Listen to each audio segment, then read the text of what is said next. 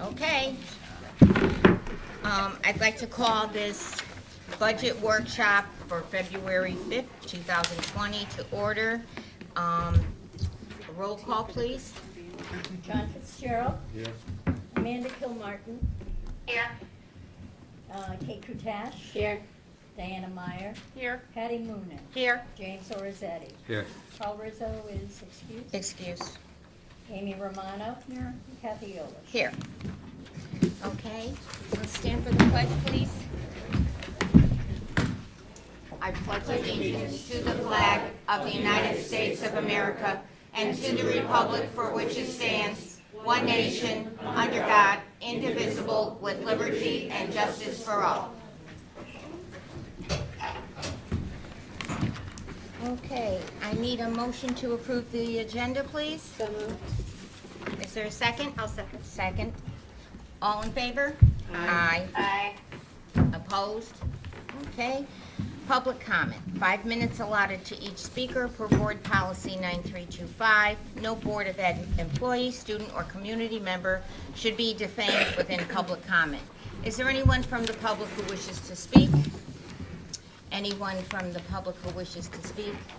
Is there anyone from the public who wishes to speak? Okay. Now we're on to the next part, a review of budget requests. But before we do, I just want to apologize to the people that were here for a presentation on Monday that we didn't get to. I truly am sorry that we took your valuable time up. I know you put in a long day of work, so I apologize. I didn't know that it would go that long, but hopefully we're going to stay within a time frame until no later than 8 o'clock tonight, and I hope you accept my apology. Thank you. Okay.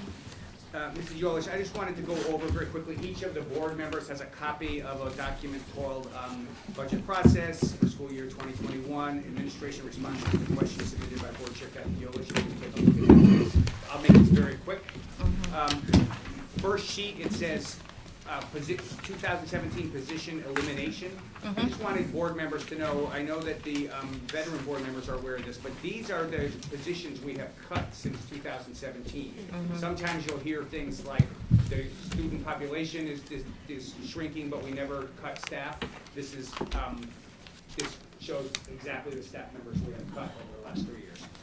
The next page is just informational for all of you. The current ELs, these are the current English learners by grade, how many there are total in our district, 389, you'll see on the second page. And then there's just for information, the following pages in black and white called denoting language and code are just to give you a sense of the languages that we have here that we're supporting, just for you to see that. Then it says questions for budget. This is I didn't get the email, Kathy, so we rewrote it, the questions, so you'll see them here. So question number 1, identify the program course at SHS and how much it will cost, number of teachers, approximate number of students. As you can see by the question, it's not clear. I meant programs or courses. Okay. That's what I meant. So it wasn't clear what exactly that meant, but there are, so you'll see,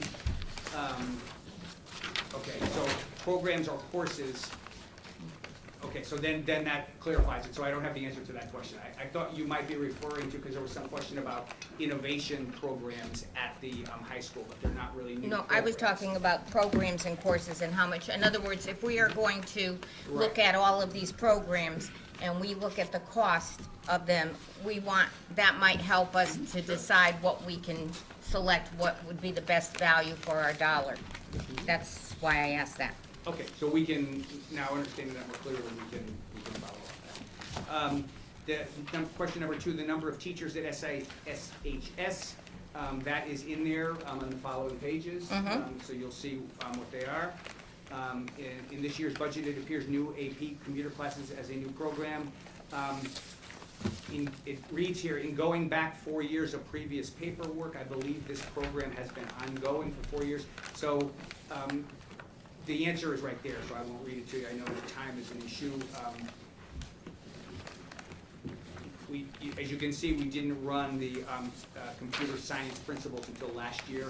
Some of these courses sound similar, so it could have been some confusion about that. But, Okay. but we're continuing to offer a modest amount of what I would call rigorous and even high-end computer science courses, because as I believe Mr. Rossetti knows, this is a big, important part of the world that we are preparing our kids for.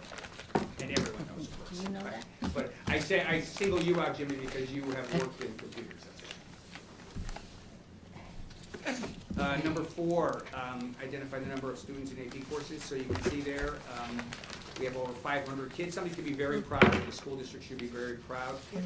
The average class size is 16.7. Identify the number of new special ed kids coming in. So you can see that is Right. in there. That is from a slide provided by Dr. Smith, which gives you the answer to that question. Question number 6, the updated NEASC report. So there is no NEASC report yet. 'Cause they Okay, haven't did they provided make it. recommendations or anything? So you have in your side packet that has to be added in, it reads at the top, visiting team response. Okay, Of note would be the commendations, I believe. Number 1, I won't read them all, but number 1, the dedication and strides that the administrative team has made in a short amount of time together from July 2019 to November 2019 to improve the climate and culture of the building. The team that came was very impressed with that. You can see what some of the other things are. We can discuss it at a later date if you'd like, but this is part of the letter that was sent, but it's not the report. When the report comes out, all board members will receive a copy. When was this received? When was this piece of the letter received? This was received sometime after the visit in November. This year? Yes, This school year? yes. Okay. Yeah, but this is sort of an informal, when a team comes, they send a letter, thank you, it's a thank you letter, they give some Right. brief stuff, and then they write the whole report. and So send it's it. enough informal. Yes. Again, the report, when it is produced, will be a public document, you all have it. A comprehensive 3-year trend enrollment, so that is attached also on the side here. You can see what it's been at the intermediate school, you can see what it's been at the high school. You can see that, contrary to some of the comments right here, the trends aren't always down, and you see right here at the middle school. Health requirements, you can see the answer for yourselves in yellow there. There is a new requirement for students, and that is what is reflected. How many non-teaching curriculum leaders do we have at SIS and SHS, if any? There are none, as you can see, at SHS. At SIS, they have teaching assignments except for the Dean of Students, who combines being a curriculum leader and Dean of Students, as her previous person did. Are we sure about that? They gave us a list of, I was reading Who is that. they? And so, I looked ahead because I remember SIS has a bunch of curriculum leaders and I don't see that they're on Ms. Romano, who is they?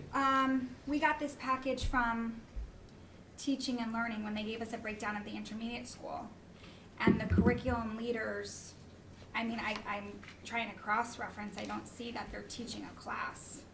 Well, Mr. Sheridan Or is here, and maybe we he gotta served as explain, maybe he we're served as 10 misunderstanding. years for the. The as package, an where you're referring to is, you were provided with the org chart, which are all the Right, yeah, staff. And they're not in a team like the other teachers, because they, as curriculum leaders, support all teams. They're Okay. scheduled throughout all teams, so they are not, in middle school model, teachers are teamed. Right, yeah. There are 8 teams at SIS, the curriculum leaders are not in a team, so the chart that you have has them separate from, Yeah, that's they not have their it teaching separate. schedule. I mean, that's not any teacher's schedule, that's do just. they, Right, do right. they go into a classroom to teach, or do they teach in a classroom of their own? There's a combination of both. Okay. Okay. Can Maybe you help- that's where Can they you help me out with Right, that? that's probably- I'm not, I'm a little lost there. What do you mean by combination of both, Ken? I really don't know. They don't teach a class then? No, Or they teach sometimes classes. teach a Oh, no, class? they teach classes, absolutely. But she's asking, do they go into classes or they have classes of their own? They have Right, classes of that's their what- own, that's what where I they wanna have know. students assigned to them and they teach. Like Eileen Robin is the math curriculum leader. She teaches Algebra 2. She has a class of Algebra 2 students. She teaches that. But she also goes into other classes. Right, she that there supports are- the other teachers. Correct. So And that's she part doesn't of the teach a whole- full load then? None of the curriculum leaders at the high school or SAS do. Teach a full load. They have what they call a curriculum leader period. So, and that's where they do their department work, And unlike all the other teachers. So, you know, So they're like, not part of the team, they're not part of a team, the because team. they Like- can't be part of a team because of the curriculum leader period. It just, Scheduling. the scheduling doesn't allow them to be, because if you put a curriculum leader with a team, as in all, the way the teams function, because they're groups of 4, so they rotate in 4. If you had one person who had one less section, where would the kids go when it got to the team leader? So instead, they are, in essence, just like the high school schedule. But, you know, the high school curriculum leaders, you know, they have independent courses that they teach. They're not teamed. So are the SIS So- So they, Okay. so they teach one less class period than a regular teacher? and a regular teacher. And that's the same as the high school. That's per contract of the curriculum leader's position, because they have So to if the have. high school teacher has 5 teaching periods, they have 4? just Yes, but for the high school instance. teachers, because of scheduling, I think have less classes, because they're on an 8-period day, whereas SIS is on a 7-period. Right. That's exactly what I wanted to know. Thanks, Kate. Thanks for clearing that up. Just knowing the little. Ken, I'm I'm not a teacher. Do we you know? have, you do know. we have curriculum leaders at Perry Hill as well? We have One. one. One? Okay, Special ed. a So special then ed one? so they're teaching one less class, but then we should be including them in like the ratios, in a sense. Do you include You them mean in the the ratio ratios, of like when you say students? students per They must teacher? be. You do, right? Obviously, Absolutely. yeah, Yeah. right, Oh, you yeah. include them in. Yep, There must be. they are. Ken, could you speak to what the curriculum leaders, when they're not teaching, do regarding supervision of teachers teaching very specific specialized content? Sure, so a curriculum leader, so they are in the teachers' union, they have a teacher's schedule, so they have to adhere to the teacher's contract. They get paid a stipend to be a curriculum leader. To be a curriculum leader, you have to have your O92, which is administrative certification. What is required of them outside of their teaching responsibilities, they are a part of supervision of their departments. So, you know, at the secondary level, you know, it's all departmentalized, math department, English department, social studies department. So you have a curriculum leader in each of those content areas, and they supervise and evaluate the members of their department, as well as they are responsible for supervision of the curriculum. So in terms of they, you know, years ago, you could probably relate to when you were in high school, there was department heads. Yes. You know, so this is the old department head position that is morphed now, they're called curriculum leaders, because a few years back, the state of Connecticut changed the requirements for the teacher evaluation process. And it required that we had to have, as part of the teaching evaluation process, and Kathy, you may remember being teached by then, required mini observations. So the frequency of the number of times someone had to be in someone's classroom increased. And since we didn't have enough administrators to evaluate the sizes of the staff, the board back then, along with administration, took department heads and made them curriculum leaders and gave them the responsibilities of the supervision on top of that, as well as curriculum. So they're doing mini observations, Correct. not formal. Oh, no, They're they're doing doing formal both. as well. Formal as Oh, well. yeah, And we do yeah. It summatives. depends on if the person's tenured or non-tenured. And I'm just curious, logistically, and this is just, you know, if they've got period 1, 3, and 7 free of teaching, how do they cover 2 and 5 if they have to observe those people? They have a common So, period. yeah, so many, between SIS and Shelton High School, many of their schedules rotate. So they're like on A-B schedules. Yeah. So what would Yeah, be so period eventually- 2 on an A day might be someone's period 7 on a B day. So with that being said, the curriculum leaders then coordinate their schedules to try to get into different classes, different times of the day. Thank you. Interesting Okay. logistics. Chris, can I Yes. just ask, if you, number 4, it said we can provide the breakdown by class about the AP courses for 33, and Yeah. it said this average to a class is 16.7. Yeah. Could we get that breakdown by class, please? Thank you. Yeah, and I would like to add that, you know, I know there's been some sidebar conversations about that issue. So just say it in a public session with everybody here. You know, I think it's very important that board members, in my opinion, in my professional opinion, take seriously the needs of students that are, that need to have advanced computer science classes. Absolutely. And I know everyone knows that, but I think that we're planting the garden to make sure that kids that are now in 6th and 7th grade see that as an option as they move towards it. And it takes a couple of years with small class sizes, in my opinion. It's amazing what they can do. Yeah. Fourth graders were teaching me things today. And then you see the trends, the enrollment trends, and attached to that is the one in color that breaks it down by racial ethnic group, which I thought would be interesting for all of you. And we're almost near the end here, and there's the question number 10 about redeploying of counselors and where is the person that was hired last year, so that is answered right there. Okay. And then finally, number 11, the number of expulsions, suspensions, et cetera. That is in the attachment that you have. Breaking it down by school, Perry Hill, as you asked, Perry Hill, the intermediate school, and the high school, 18, 19, and the current year. And attached to that is some backup information about what they were for. Is it differentiated in, oh, it is in school versus out of school, I see it. Yep.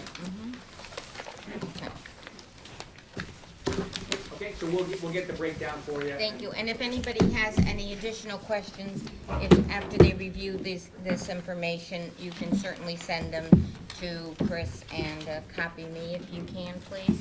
I'd appreciate it. And I'd just like to add one more thing before Mr. Belden starts with the presentation.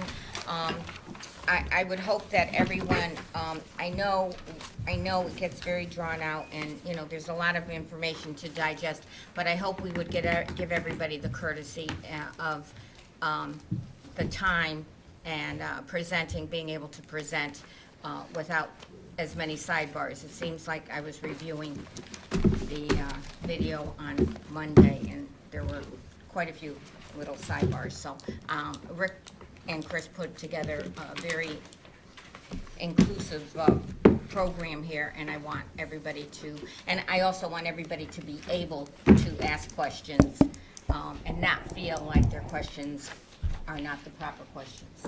So, thank you. There's no such thing as a bad question. That's correct. And finally, from me, before we start the presentations on teaching and learning, et cetera, the cabinet has been meeting parallel to these meetings, as you would expect, going over things, and we are intending to present a preliminary budget for your consideration that would have a target of between a 2.5 and 2.9% increase. Now, you might decide to raise that higher, you might decide to cut it lower, but that's our target area, just for you to hear it said. Thank you. Thank you. Thank you. Okay. Teaching and learning. Well, I have to Or over there, whichever site's easier for you. No problem. I gotta get this organized anyhow. Yeah, we will. Hello there. You see what's been said. There'll be no rolling of eyes. I don't like to touch the buttons. I have a few. Because I moved down here, doesn't mean I can You roll should be your eyes. staying next to me as far as I'm concerned. And Why don't you that move up shutting closer? things down. Huh? You can move up closer. And blowing them Teaching up. and You're learning. so far away. You guys can sit in these. You're free. I am too. That's why I'm saying to come closer. I used my Learning takes place before teaching. Well, don't you have to teach them? No. Newborn babies know a lot of things that aren't taught. Aw, They know how to get your attention. oh yeah. Crying. They know how to eat. They know a lot of things. They know lots of stuff. They know lots of stuff. Yes, they do. Then we teaches them how to And then smile. they teach us. They know how to smile. Sorry, Ty. They smile to get our Learning and teaching. Thank you, Kate. Just a quick update. When you check your emails, if you haven't already, every package that's been handed out so far is now available to you electronically. I worked with my staff today, we scanned all of them in. They've been updated for any comments that we've been hearing around here in terms of typos, clarification issues, things like that, but nothing significant's changed. And Andy, can you hear me okay? Andy still there? Mandy? There. Sorry, I had to take myself off mute. Kind of. I can hear you, but I have to really concentrate. There any way Is to that better? turn Is that up better? from where you're sitting, so maybe they'll pick up the sound a little better. If you take, okay, 1 second, Mandy. Thank you. While we're waiting for that to happen. So you've all got a copy of it now, and what's going to happen is as we continue to deliberate and work collaboratively on this, at some point we'll reach what we're going to present in terms of the total number and the changes, and I'll go back in and update these, because what you're seeing is the raw information that came from the school. So there's lots of things in there that may not move forward, but it was important for you to get a sense of what the schools are asking for, and the process that we have to go through to winnow down that number. Teaching and Learning is here this evening. Their overall budget, and the other thing is for future presentations, both for Teaching and Learning and for special education, us being new to this, probably going to change the format, because really Teaching and Learning and special education, they control certain types of people throughout the district in terms of assignments based on data and the information they have. And they assign, for example, reading consultants, math consultants, the tutors for the regular ed. So when I was doing this, I was trying to proof the payroll system and make sure that all the people were accounted for. But in hindsight, having looked back at the process now and being reflective, going forward, we'll put all those people that are reporting into this department in this department. They're not reflected here. They're all out in the schools right now. And the same for special ed. You see Beth's, you're going to say, where's all the special ed teachers? They're out in the schools. You've seen them in that data. So I'll be bringing them back in so that, because they're allocated based on when kids are moving back and forth, resources, et cetera. So it's better to have it in one place. So if I have enough time before it goes downtown, I may do that, just so you know. The information's there. You've seen it by school, but in reality, the departments that we're going to be talking about tonight, they're the ones that analyze and work with the principals to make those assignments based on the information. So, for the current year, they're about $999,358. The total is $1,135,448. And the people that are included in here, and this sort of reinforces what I just said to you, if I had done this, this is the people that would be included in the teaching and learning: the math specialists, the reading consultants, the TESOL, which are the English language learners, instructional interventionists, regular ed tutors that are utilized in the classroom. I highlighted them in yellow because they're not in the numbers you see here for financial purposes, but they are here for just giving you a sense of what this department actually does administer. And you can see that there's a total of 39 people currently in the certified, and it's moving to 34.5. That is because there's, and Vicki, if you want to explain, why don't you go ahead and explain it? Probably better here coming from you. So the academic support centers, which are commonly referred to as the ASC centers, they provide the support to students for SRBI, scientifically research-based interventions, for students receiving intervention in Tier 2 or Tier 3. Vicki, I beg your pardon. Could you say that slower, just so everyone can follow the SRB to the Tier 1 and Tier 2? Just kind of give it a little context, if you would. The SRBI, referred to across the nation as response to intervention, is the way in which we provide supports to students who are struggling in the classroom. So when data is collected in the classroom and the teacher, after multiple uses of different strategies over a 6-week period in multiple attempts, is finding that a kid is still struggling, whether it's academic or behavioral, they can refer a student to intervention. Tier 1 supports happen in the classroom, and Tier 1 supports happen for all students. So even back in the day when your teacher might have pulled you aside to help you with your penmanship, today we call that Tier 1 support, okay? So students that are struggling, and that referral then goes to a team. There is a team at every school called an academic support data team, and they take a look at the data for the student that's provided from the classroom, teacher, district assessments, and other anecdotal data to determine whether or not a student should move into Tier 2 supports. The same process happens at Tier 2. It's a smaller group. The frequency is typically 3 days a week. If a student is making progress, that's great. Eventually, they may end up being released. If a student still continues to struggle, they would then go to Tier 3 supports, which ideally, per the state recommendations, is on a daily basis. 5 days a week, and the group is even smaller, usually a 2-to-1 ratio. The people that deliver those interventions in our district are all certified teachers, and they're either teachers in the SEA bargaining unit or they're academic support tutors. Academic support tutors in this district are certified teachers, so they do hold a license and credentials to deliver those services. Thank you. What happens, I'm sort of setting up the next department, what happens if the student doesn't make it through Tier 3 and they're still having issues? What's the next step? So, it can go 2 ways. A student can start to see some successes at Tier 3, and then a team needs to decide, do they stay longer? Do they move back to Tier 2 with certain supports in place? Because now they may have found that a particular intervention is working. So it's important to have a lot of conversation with the classroom teacher and the academic support centers and those individuals running those centers and servicing students. But it also could be the flip side where the student is in Tier 3 and we're still not closing the achievement gap, or we're noticing other issues, and then the referral goes to that academic support data team at the school level to determine if the recommendation for testing would occur. So then that would then ignite the PPT process. Okay. So in this particular instance, Right. the instructional interventionist, Right, so a few years ago, in collaboration with Human Resources and Teaching and Learning, we instituted what are called instructional interventionists. What we have seen over the years, now this is my 6th year here at Central Office, 8 years in the system. When I took this position, I had 36 academic support tutors. And that's a low number in comparison what the district had prior to my arrival. From 36 in 6 years, we're down to 14 in the district servicing students. And there are a variety of reasons as to why that has occurred.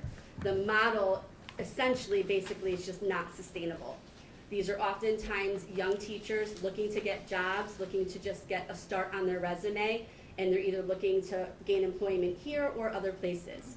In comparison to districts around us, because you're thinking about the commute for people that apply for these jobs, we pay less and we do not offer benefits. A common, Kate, if I might, a common comparison I use is our neighboring town, Stratford. We have had tutors that have left Shelton as a tutor to go to Stratford for more money and benefits. And when a teaching position has opened in Shelton, they have applied, and some of them have come back to us and now are teachers in the classroom with us. So a few years ago, we moved to the instructional interventionist model. 2 of my colleagues, one is here tonight, Lorraine Williams, and at Long Hill School, were able to get on board with the idea and give it a try. And in our ability to do that, it was no new money added to the budget because we eliminated tutor positions. Because of the vacancies with the positions, and the tutors only work 25 hours a week. So that's 5 hours a day, and they also get a 30-minute lunch, unpaid. So the time that we had them with the vacancies, the continuity and the delivery of instruction just wasn't sustainable. So we looked at an alternate model where we can get certified teachers that have a specialization or a passion in their area to really help students in intervention and small group instruction. And we found results at those 2 schools, and it's been very successful in helping close the achievement gaps for students being monitored in the academic support centers.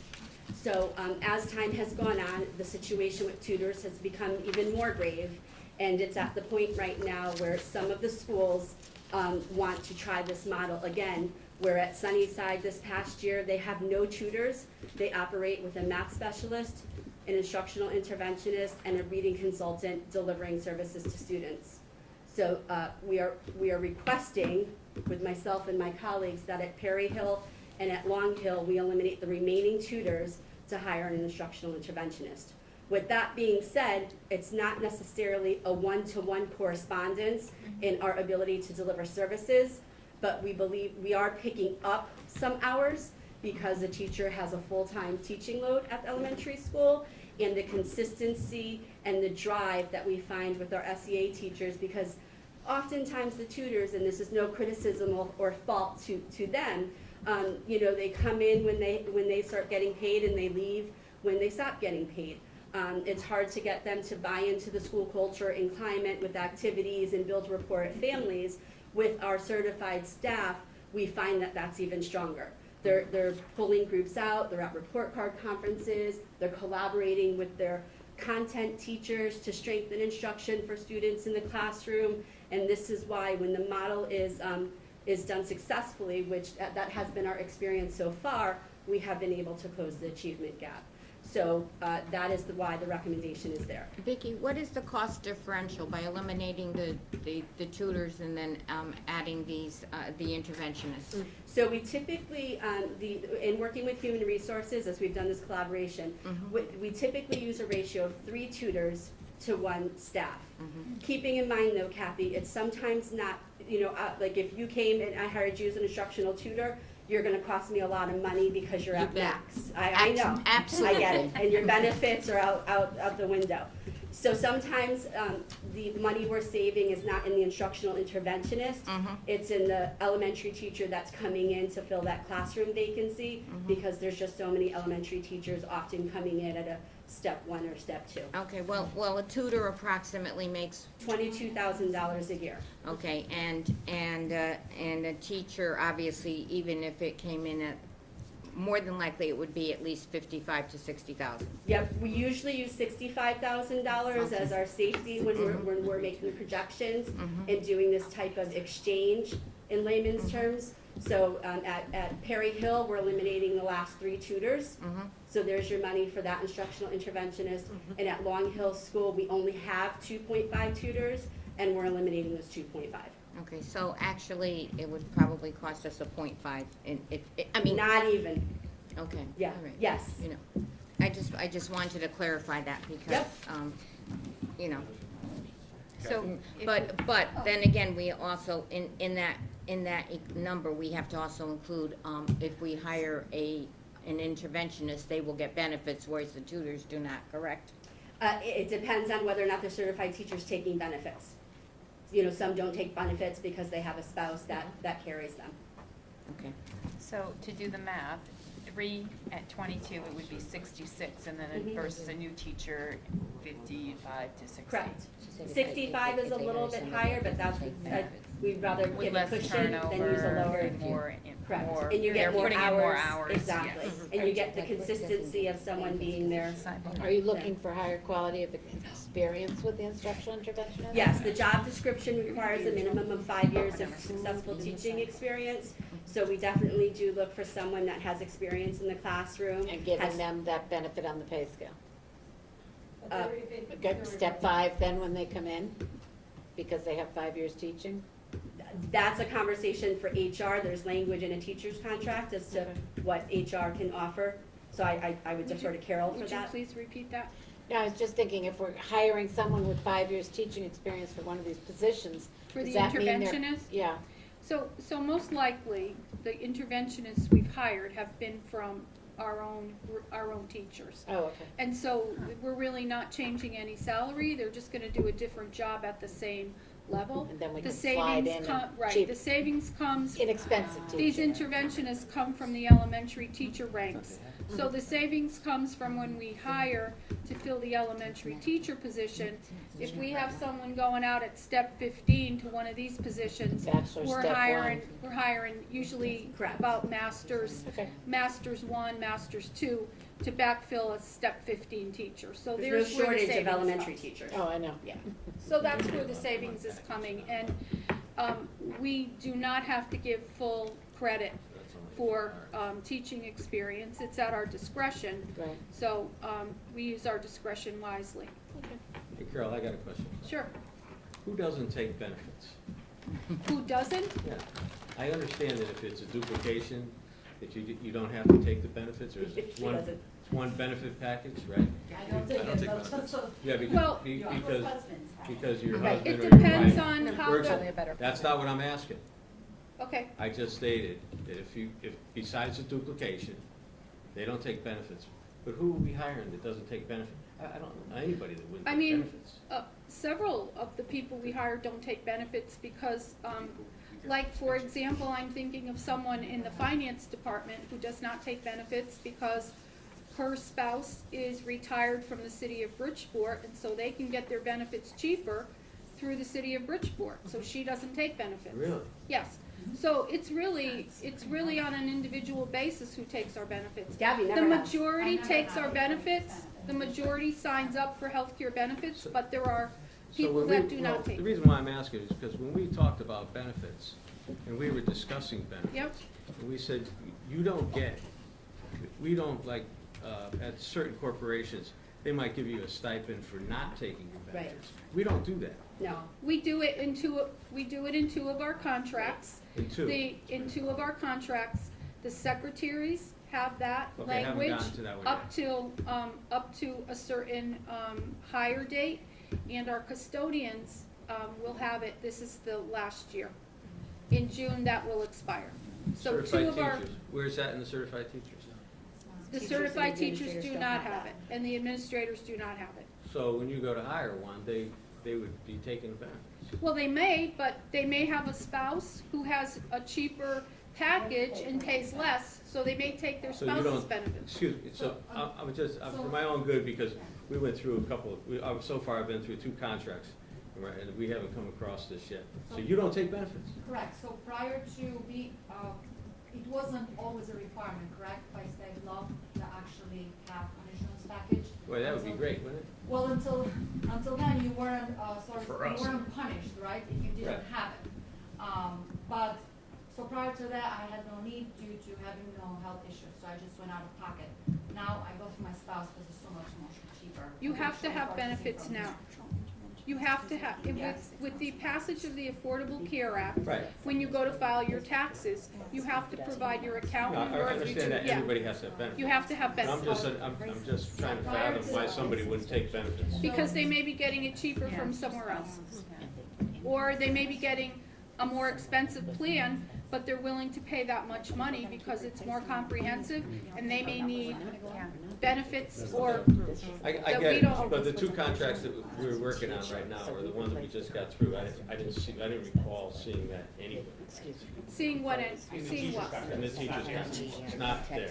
What isn't there, Jim? I'm not sure A what's waiver there. for health, for opting out. There's no waiver, there's no waiver.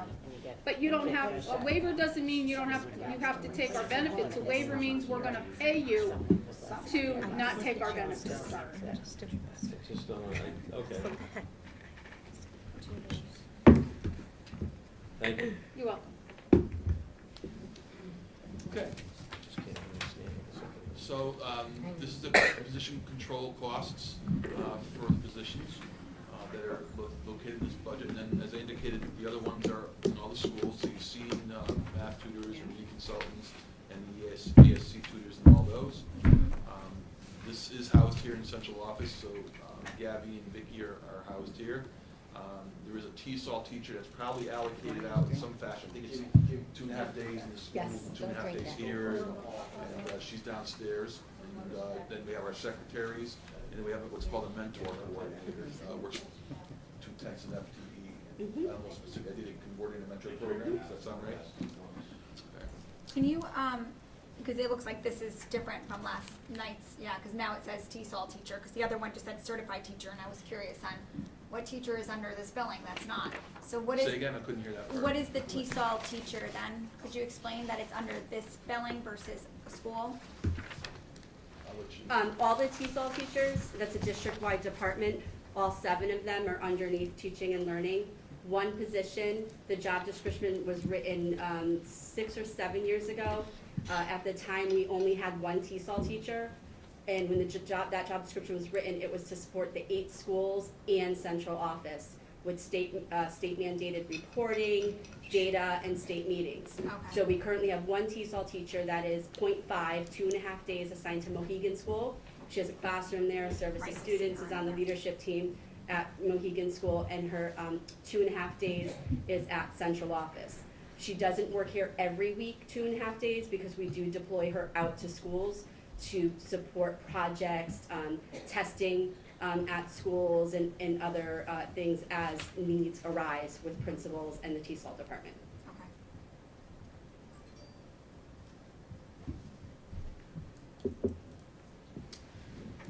instructional software, the teaching and learning, this is one of the things we've split out in prior budgets. In prior budgets, it was all lumped together, the software, teaching and learning software, this software. So we've broken it out into the various departments, so it's, for one, it's easier to report out to the state where it actually shows up. This is all instructional software, so it gets coded differently for EFS. There's an attached listing, and I did hand that out. If you need a copy, we can get, okay, that's the document. Yes, so, what you'll see, it's a legal size document, it should be, looks like this. So what you'll see here is, universal screeners, those are assessments that we administer 3 times a year as a district, as well as any other, platforms that support teaching and learning. Just as a side note, because there's board members here that have been serving for a few years, through collaboration with our building principals and some staff that we oversee and teachers, last year's budget request for 2021 and what we have requested this year is approximately $13,200 less. This year's spending, as opposed to what we're requesting for 2021, is almost $10,000 less. So the moral of that story is that I'm a good shopper, and so is Gabby. But we have made some cuts to programming. We have negotiated some deals, and we are slimming down on some platforms that may not be the best use for our teachers and staff. We have added in some new programs or increased licenses based on conversations that we had, and we were able to do that and still come in $10,000 lower than what we are spending this year. One example of that is if you're out in the schools, one platform that we rolled out this year that is very popular is IXL. It ties in nicely to our NWEA assessment and is very teacher friendly. And when we rolled it out in August, and we knew this when we were starting to look at the vendors and vet the work, we knew K through 2 would want this product, and that was one of the first questions asked at Professional Learning. Are we getting this? Are we getting this? And we're still hearing that. And when we were working this out last year, we're able to afford implementing the K through 2 platform for teachers, so they're very excited about that. Could you speak, Vicki, if you would, just for a minute, about the input that teachers give when something like this is considered? Sometimes you have pilots and alternate. Yes. Yeah, can you talk about that a little bit, please? So it depends on the company, so there's a few different ways in which we get input. There's 3 departments that report to our office. It's reading consultants, there's 8 of them in the district. Math specialists, there are 5 of them in the district, and the TESOL department, there are 7. And they are core individuals to the teams that operate at the building level.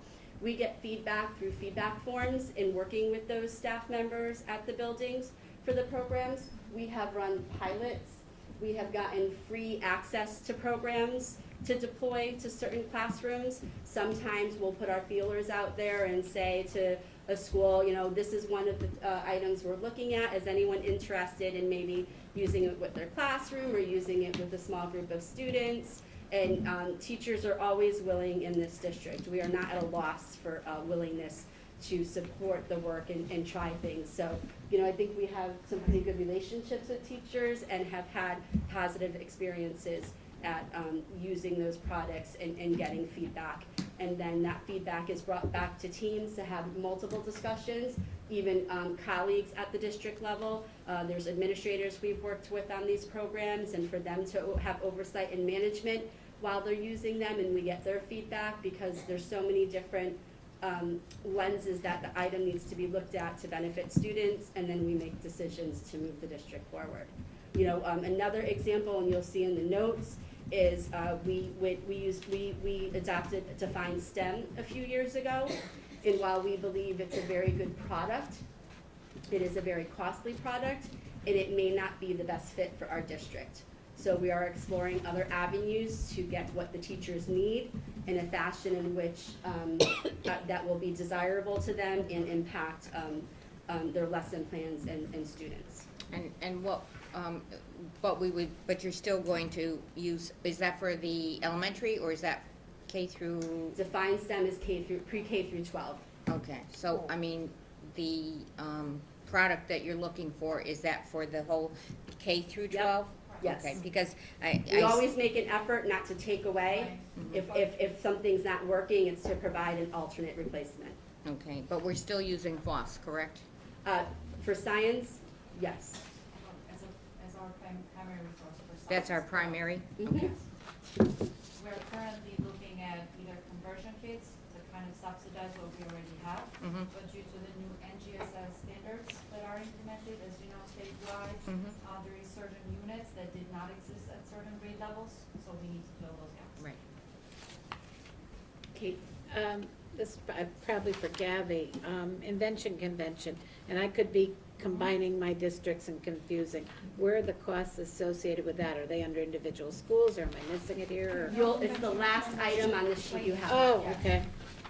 So what we tried to do, I mentioned, we tried to budget, Yeah, based yes. on prior data. This long piece of paper? Did you not get it? It is the legal one. Oh, the The legal. legal stuff? Yeah. I don't think I have. Is that new tonight? We'll give another one. Yeah, Yeah, I it didn't was get last that night. one. Last It was Oh, last okay. night. Monday night, yeah. Oh, I'm wait, sorry. okay. It was last night, right? Yeah. Okay. I mean, It's probably in here. Yeah. All right. I just knew it was something we do, and I Yes. didn't see it in what I was looking at. No, it's Okay. there. Even I go to the top. No, I have it. If you don't mind. Yeah, because I knew there were fees paid, but I didn't know if I was confusing my districts. So based on how many students we've been able to bring to finals for the state, we kind of project a little bit of increase. We started with $25 per student for participation, now we're up at 40. So we tried our best to at least cover the cost for the students who do participate in the finals, and whatever is left of that pool of money, we try to equally divide among those who do make it to the national. We had a few last year that We were. had, yes. Yeah. Yes. Amy? I have a couple questions because, a couple, sorry. I got it yesterday, so I went home and like read through it to take notes. Mhm. Try to not waste so much time today. So a couple of questions. One, I agree, there's so many programs out there, so I'm glad you guys are streamlining them because there's a lot. So my question is, why do I see some here, but then some, the schools have them too? So as you go through the schools, and then it's even more programs. So it's like there's like 20 here, and then as you go through the schools, we probably have even 30 to 40 programs that these teachers are using. So is there a reason why you're separating them, some are on your budget and some are on the school's budget? Yes. Is there? So I would say that estimate is a little high that you're projecting. Well, yeah, I was counting, Okay, and yeah. yeah, but you know what I'm saying, you know what I Yes. mean? Yep, But I'm I- like, wow, there's a lot, Yep. you know, and So- then some that I don't even see either on theirs or on yours that I know exist, maybe they're free, and that's They- why in my head too, I know there was more. Okay, so about 3 years ago, what happens in this district is we have a district budget and then we also have a school-based budget. So principals have the autonomy to some structure and degree to purchase programs that benefit their particular schools and populations based on they see fit as working with their staff. So that's the first answer as to why you see some programs that are in school budgets and not on ours. We do collaborate with our schools to look into sometimes whether or not it's more beneficial for us to get a district license as opposed to them paying for it individually. An example of that, I want to say, was probably Raz Kids 3 years ago. Right, because It I was didn't see, more- I was gonna say Raskin. Yeah, that's a common item I at the see school 'em on level. there, right. That, when we cost that out with the company 3 years ago, it was more expensive for us to pay for it as a district license. Because with some of these companies, once you start going district, you're charged a certain number of licenses per school. Where sometimes at the schools, when they're buying individual licenses, some programs allow for sharing. So Okay. that's how they're able to defer some of the costs at the school level. Okay. There are some programs out there that are free. We do have teachers that buy out of their own pocket some programs for their classrooms. And, you know, that all falls under the school level. Every few years, and we've talked to Ken, that after this budget season, we're going to circle the wagons again after we, you know, after all the budgets go through to see who's buying what, and just to make sure that there's alignment to the district vision and initiatives, and that there is no other way to save money. There is another item that came up on the schools that I can give you as an example. We didn't think we'd save as much money as we did in putting this budget together. It's in many ways a conservative budget when you get to some of the next items. On some of the school budgets, you're gonna see Lexia licenses. Yeah. based on how much we were able to save, we can encumber that as a district. And we had talked to them, like, go ahead and put it in your budget, but we'll probably pay for it, and then, you know, this bucket's gonna pay that bucket, but it's technically coming from the school monies. But we'll probably be able to encumber that, because that's a very successful program that the schools are using, and they wanted to get some more licenses. That's a reading one? Yes, yep. Yeah, and effort like is, the is intervention one, made right? to kind of collaborate Wait. between the schools and to look at that, and going this first round, and particularly as they went to cabinet, because Vicki and Gabby aren't when each department and principal presents, but I am, and we've seen kind of like the redundancy that we're gonna try to cut in and find the best cost. But to Vicki's point, sometimes it's cheaper if the individual school pays for it, sometimes it's cheaper if we do a district license. So we're gonna be going through each of them now and trying to get the And most I cost. wasn't That's where that necessarily, shopping pays and off. I necessarily wasn't also looking at every last penny. I was more also looking at it as going, wow, you have I'm just saying, Long Hill using this program, and then over here, this one isn't, but then that one is, and I would think continuity so that every kid is getting the same Right. exact. You're absolutely correct. Right, That- and where we're that's gonna what was be sort of working also towards driving me now. a little bit like, Yeah. why, we should really, And I right, use the completely, same. yeah, Yep, we're on the and same 3 page years with that. ago, we found that there were way too many, and we cut Yep. back. And it's just, you know, it's just like in your own home, you know, you sometimes have to just circle the wagons, have another relook to ensure that there's not too much going on, because that's not, always a good thing. So for the big ideas math, are we, because I know right now that link is free. Like, we could go on Big Ideas Math, so what the teachers are using for 7th and 8th grade, they're using the 2014 Common Core book, and it's free. So I'm concerned of saying, 5 years ago, did we pay 5,000? And was that what version? Do you know what I'm saying? Like, I'm looking at that, you would probably know, and what are we buying then? I know it's not this year's budget, but next year's budget.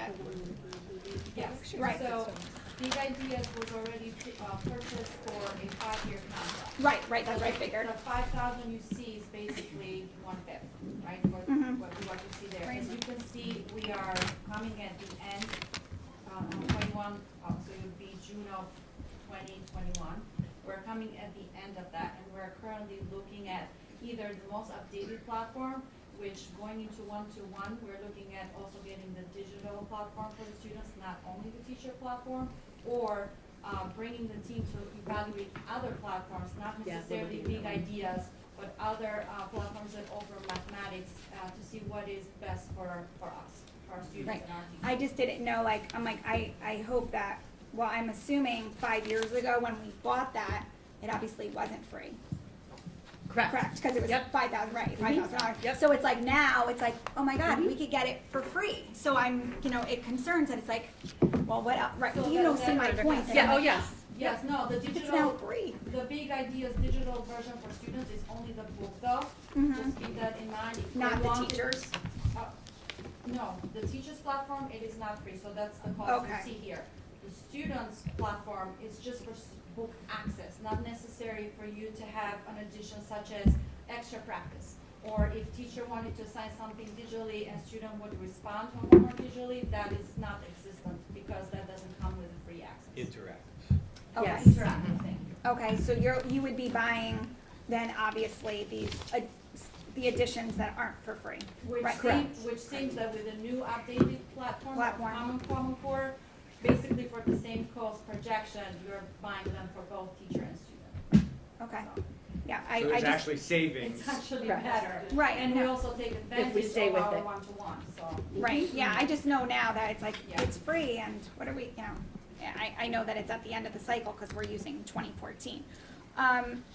For the Imagine Learning 50 licensed English learners, obviously I know we need this.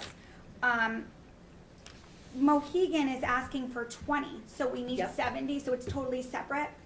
So that's the same conversation I had with Mohegan, in terms of cost. Okay. They had an increase in their English learner population. The program they are liking what they're seeing with the program. That principal spoke to me about getting an additional 20. At the time, didn't think we would have the savings we have. That's probably something we'll encumber for So we Mohegan. still really need 70 though? Correct. Right, so That's- 50 is going for something else and then she's buying that Right. separate. Currently, every school has, the 5 elementary schools have have 10 licenses each. And So she Kristen gets would be looking to have 30 licenses. more, okay, I just wanted to verify Yes. that we're not. And then, I don't know. Everyone get the wall. And then Bag's the almost last empty. one, It's too late. could you As help you me can with tell, the this is the better side of the PSATs? room. Because I know you guys have billing here, and then it's also billed at the high school, That's so what's the correct. difference? So that was an error Oh. in Mr. Belden being new.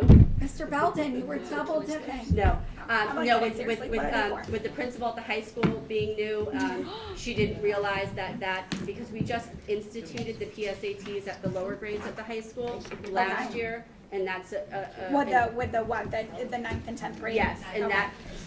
that's an expense that comes out of our office. Okay. Rick will be Oh, okay. removing that, we've already spoken to him from the Shelton High School budget when he goes to put together the Yeah, final we budget. caught that in cabinet. Yeah. That's again, like, Yeah. where we're learning to coordinate ahead of time to be able to I find can this still print these redundancies. We Okay, just so found some money that was double we found done. some money, $9,000. You get a free coffee.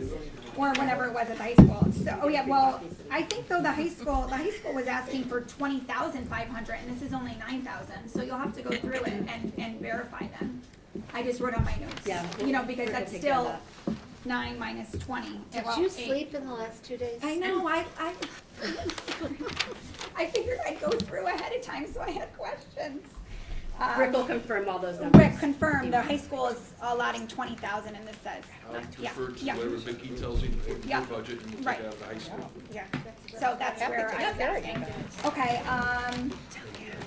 and then I think that was it for right now. Just wanted to understand everything. No problem. Any other questions for teaching and learning? Thank you very much. Do you have anything else you'd like to? Okay. Keep going. Is there anything else you wanted to highlight? I'm not.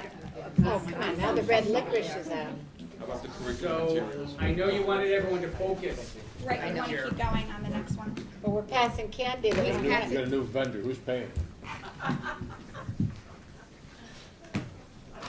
Red licorice, you got me. So we have, Okay, yes.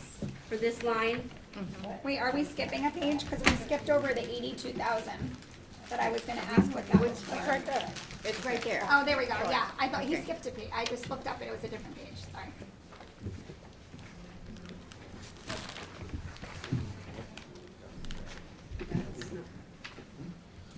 Now, are we back on the document from the other night? Yes. I'll have to go back and check that number. No, there is no Six. breakdown for Six. this. Right Yeah. here, six. This is one we just got tonight? Yeah. 82,542. Yeah, but I'm like, wait, that's a big number. I think that breakdown would be 2,000. Are we just good? We don't know what, Still teaching now. we don't know what I'll that go is. back and check that for you, For what? the number, to find out what makes that up. Oh. Vicki's saying that she didn't have that in her budget, so. I'll go back that and find sheet's not ours. Oh, that sheet's not yours. Well, even better. Well, 82,000, because I was like, that's a big number. I think we Well, gotta break down. that'll But pay is it for included in candy. the, is it Was it included? included in the total? Is that not curriculum work? I guess we could take a calculator. Oh, and you know what this, that. you know what this, yeah, this is, no, it's No, not. it is This 82,000. Because it By says 42, it it's should in be there. going It down says to instructional 63. supplies, or maybe it's not. This is the line item allotted to the assistant superintendent. And this is the line item that covers expenses and supplies, throughout the year to support, the district and office supplies for both his office and our office. So Isn't it going during the school year, we'll find occasions in which we are missing materials due to classrooms closing or having to open a new classroom. And in the last few years, we've bought X, Y, and Z. So we have to go back to those vendors and buy those materials for that classroom. This is a standard line that's in the budget on a year-to-year basis. But isn't it going down according to the first page to 63,140? No, it should be the 82,500. Oh, so that's a mistake on the first You page. think that's still You error? think that's still supposed to be in here, Rick? No, it is. Oh, look, yeah, see, you know what, we have the Oh, our old page copy from last doesn't year. have I that. mean, last We don't night. have that. We have Yeah, Monday I- nights, I need okay. money, yeah. That's all right. Yeah. All right, Well, that's been just- corrected, okay. Can you show us like what you, well, could you like give a printout of some things, what, like some examples of what that was? I'm just I saying can it's a certainly big look. number and I get what you're saying, Just but tell us. it's such a big number. Yep, and just so you As like know, a couple of examples As I and we sort of mentioned- understand it more. Yeah. Okay. case you As I can't- mentioned, to the chair, as I mentioned earlier, putting this budget together, things were in different departments, so I Yeah. put them all like teaching and learning. Assistant superintendent had this in their department, it doesn't belong in there, it belongs in teaching and learning, so I moved things around, so that's why when Vicki first said that, I said, okay, what did I do wrong? But then I realized I probably moved this out of Ken's department, because it really belongs in teaching and learning, you know. Both the superintendent and the assistant superintendent's budget in my system have stuff in there that's, it's just in there for no specific reason, which is to catch them all. It's being spent legitimately, but it's in the wrong place for all the purposes, so that's what that is. I'll get the printout, and we can put something together for that. Right, just so we have an idea, because obviously that will fluctuate, maybe we don't need to, like, is it really 82,000, maybe it's a little, you know, less. Sometimes it's less, but Right, this okay. would also be I one guess of the. if we saw what it was that you're Yeah. buying, then we could wrap our heads around the 82,000 Right, more than this would be just one of the supplies. accounts you would draw upon when we're making freezes, as we have the last few years. Right, You know, okay. some examples is, we'll need, chart paper, that costs a few hundred dollars to run professional learning. Signage, a classroom library, those could run a few $1,000s for just one classroom. Those are some examples of items that have been Look at all the poster purchased. paper they used for teaching and learning a couple of months ago. Yes, Yeah. it's very expensive. Right, okay. Yep. This item here, this is the first of what is a 3-year projection with a focus on science and social studies to start rolling out materials that are very much needed to the district. It has been at least a decade since we have purchased science and social studies materials, and I am probably being kind when I say that. So we are currently in the process right now of, we had very little money that we were able to capture, and we have, and when I say very little money, it was $8,000 that we're doing some science and curriculum writing right now, so that is brought up to speed with the new science NGSS and the social studies frameworks, and we need to support teachers with materials aligned to this curriculum so that they can deliver instruction. I have a Yes, question. Kathy. Well, actually, maybe this is more for Rick. Can any of these, like, I mean, these educational materials like floss, I mean, can that be put on the city? Could we ask the city? No, it has to be. It's a bigger conversation, to be honest with you, because these are materials that should be purchased every year. Mhm. These are not, capital items are typically one-time purchases over a certain I threshold. mean, like tables Right, and tables, yeah. computers Yeah, and things like and that. even that kind of stuff, you should have a sustainable program, so every year you have a certain amount in your budget that you're spending, and you have a program that says, we're gonna replace the tables over multiple years, we're gonna do this over multiple years, and you have a baseline here so you can get work done every year. This up and down is I why you know. have the problem we have now, where there's no materials. So, yes, it could be, and that's a conversation we could have with the Board of Aldermen in downtown. They've done that in the past. Not unlike textbooks in the past. Yeah. Right, right. Same type of thing. The problem comes into play, though, is it's gotta be something that's then built into a process. It can't just happen this one year and it not happen for Right. 3 more years. Okay. So it's being identified as a need.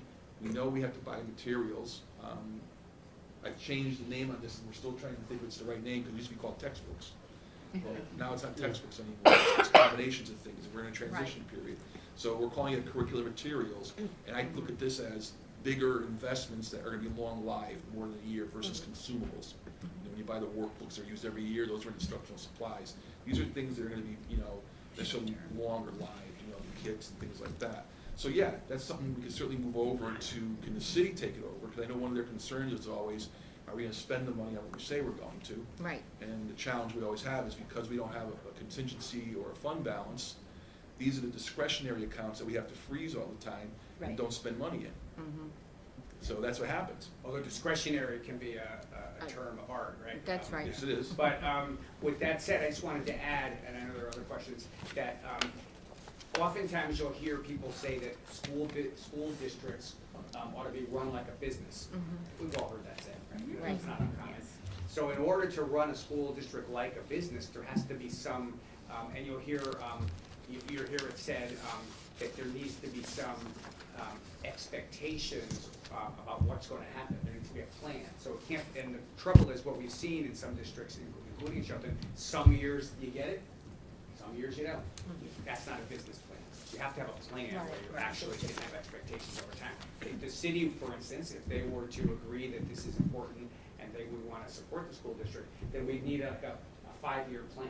Where they said, okay, we're gonna do this every year for 5 years, or whatever it is, but some kind of stability.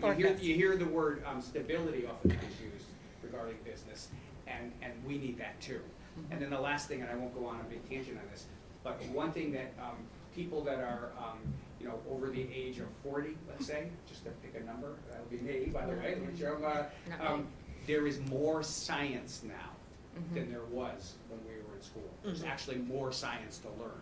That's a good thing. Yes. That means the human species has developed more knowledge. But the world that we're preparing our kids for, there's gonna be even more science. So we need to make sure that they are, even if they're not scientists, that they are, and this is what NGSS, part of what it stands for, is to make sure that kids are literate and can talk about science. But years ago, Chris, I mean, in some of the programs in some of the schools, many of the programs centered around science as the core of learning. So, I mean, it's not something that hasn't been. Yeah, no, I'm not saying, I agree with you. I'm only suggesting that from that time that you're describing to today, there's been a huge expansion of what humans know about the universe we live in. And that's what we're preparing our kids for. I'm sure you weren't doing a lot of stuff on dark matter, because we didn't even know that it existed. And now we know that most of the universe is made up of dark matter. What do you mean?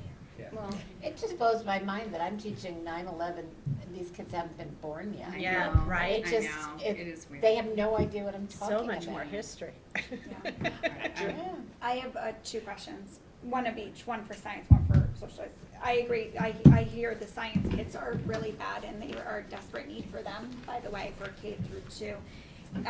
What schools are gonna get them, all of them, or is it just partial?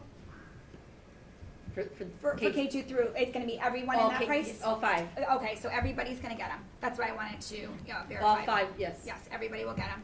And then for the social studies, I know that the state doesn't mandate us, so this is basically just the new framework that because you're mentioning framework that they're suggesting to follow, that you want to update? The $75,000 is to provide materials to teachers to support the social studies curriculum. Right. So can you give us maybe in teaching and learning on Tuesday? I know we're doing this is something that we can talk about, show us what you're gonna be buying with it, show us the new program. You're obviously saying books, you're gonna be buying books obviously in this, it says textbooks, materials, maybe, just like a little rundown, show us what you're buying with the 75,000. We're not gonna ready, look like? we're not ready to make that presentation. I've Okay. provided central office with some samples of books and vendors that we're looking at. We're still in the process of doing that. Okay, so it's nothing set in stone yet? No, absolutely not. Maybe we could get just like an outline at least, just to see where, I just wanna make sure that if we're investing them, we obviously need to invest the money, I'm completely aware of what we need, that we need it, but if we're gonna buy books, then it's like, okay, well, I wanna make sure that we're buying the books and then the support for the teachers as well. Make sure it's in that price, not just one thing. I wanna make sure the teacher gets what the teacher needs to then just take with that and move on with the lesson versus them writing their own curriculum. Sometimes Or the- hiring the curriculum writer to write it, right? Like, I wanna see the package that we're buying, just to, When we're ready to The put it outline, together, right. we'll be happy to show it to you. Sometimes when you Because buy it's this, exactly what you're saying, that is what our job is. right, yes, I wanna, Yep. and sometimes when you buy the student materials, they give you the teacher Right, materials, so teach you'll you. buy the student materials. right. So. Cause if there was just, if you were only doing partial, for example, and it would be like, well, we're missing, that's why I wanted to see an outline to say, well, are we including everything in this 75,000? Maybe if we spent 25,000 more, then you get, more. Just so that at least we know when we're going in with the teachers, there's no complaints, everybody's happy, the teachers get what they need as well in the 75,000. That's why I was just trying to see the breakdown of it. They currently have as one of their core resources Newsella. So that is important to the social studies curriculum, and we're going to continue to fine tune that and use that. This right here is primarily around books to support the different topics and content that has been assigned to each grade level. How about Scholastic News? Do you still use We, that? Yes, at K and 1, we use Scholastic News as well as National Geographic, and that's what they use for social studies and science right now. Does that come out of this amount or another line? It's not a new item we're requesting, it's in the current budget. Yeah, I didn't see Elsewhere. little Scholastic News. I didn't see it in there. I know Okay. they still use them though, but I didn't see them even in the schools. But I know they do because my That kids comes help out, me with them. Maybe it's just in a miscellaneous line item. May I interject as a parent of a recent high school grad? If anybody wants to know the state of textbooks, talk to a couple of the high school kids, because you'll be shocked. And books with no covers.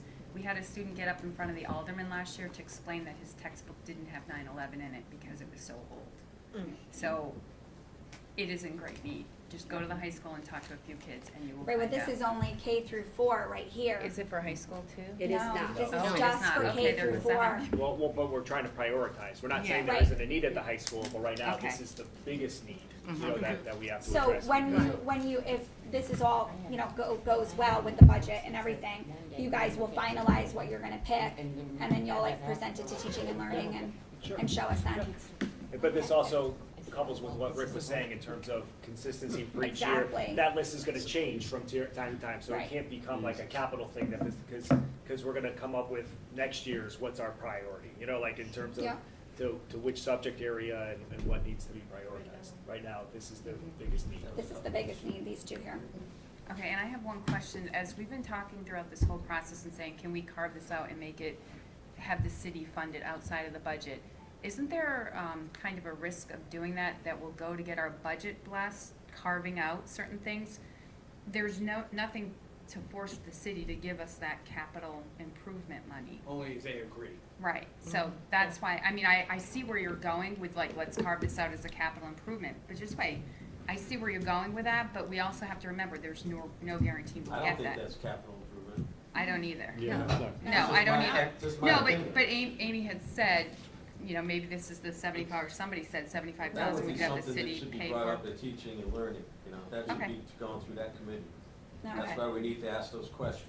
Yeah, no, but even if we carve out the tables for the cafeteria and things like that, which I think is a good idea. That's capital Yeah, improvement. That's capital improvement, but there's no guarantee the city's gonna give it to us. Well, may I through the chair? If it's cheap, Well- if it's less expensive, they'll definitely. Two things, Yeah. I think, let's talk about planning and what falls in capital. Typically, the items that fall into capital, as I mentioned earlier, are those one-off things like tables. Yeah, That's like a good long-term, one. right. More than Technology is 1 year. another good one, it's a big one. I don't view books and these kind of things as capital, to be honest with you. Yeah, Now, with I that being agree. said, there's no reason why, and it has been done in the past, we can't have the city, because there is a history of concern about how our money is spent. If they wanna say, look, we'll put it over on our side and we'll control the process Okay. of buying them, Got it. it may not be capital, but it does come It's a back to us controlled through the expense. process. In other words, and I see. I'm not gonna say it's a trust factor, but if they say they're gonna do it, they're gonna do it, you know? Okay. That's the relationship that we Diana, should be that's having. that's what they did with the kindergarten, when we Right, did they've done that all-day before, right? kindergarten. Right. And they put Okay. $550,000 in a separate account. Exactly. All So the they could purchase control orders it. for everything for the Okay. new kindergarten We had drew to on go that. through. Yep. With there, yeah. Okay, so there was So it does- it monetary. did work. All right, okay, good. I don't know. No, that's okay. No, So, good but question. It's a good point, and I think Jimmy's right. I don't consider this capital. This is one of those No, yeah, things we it's should be doing as a short-term. school district every year. Yeah. How it's paid for, we can have that discussion with the Board of Aldermen and the town. Got it. Because- Well, I'll take it any way we get it. Yeah, Yeah, exactly. but I just wanna realistically- get it. But the thing is, what Rick is trying to say here, a lot of physical stuff like Corinthian boards, I don't know, when we did Perry Hill School, stuff like that, these Chromebooks, big ticket items that only Yeah. occur once every 10 years. Exactly, This that's isn't a a once every long-term 10 year thing. item, Yeah, so. yeah.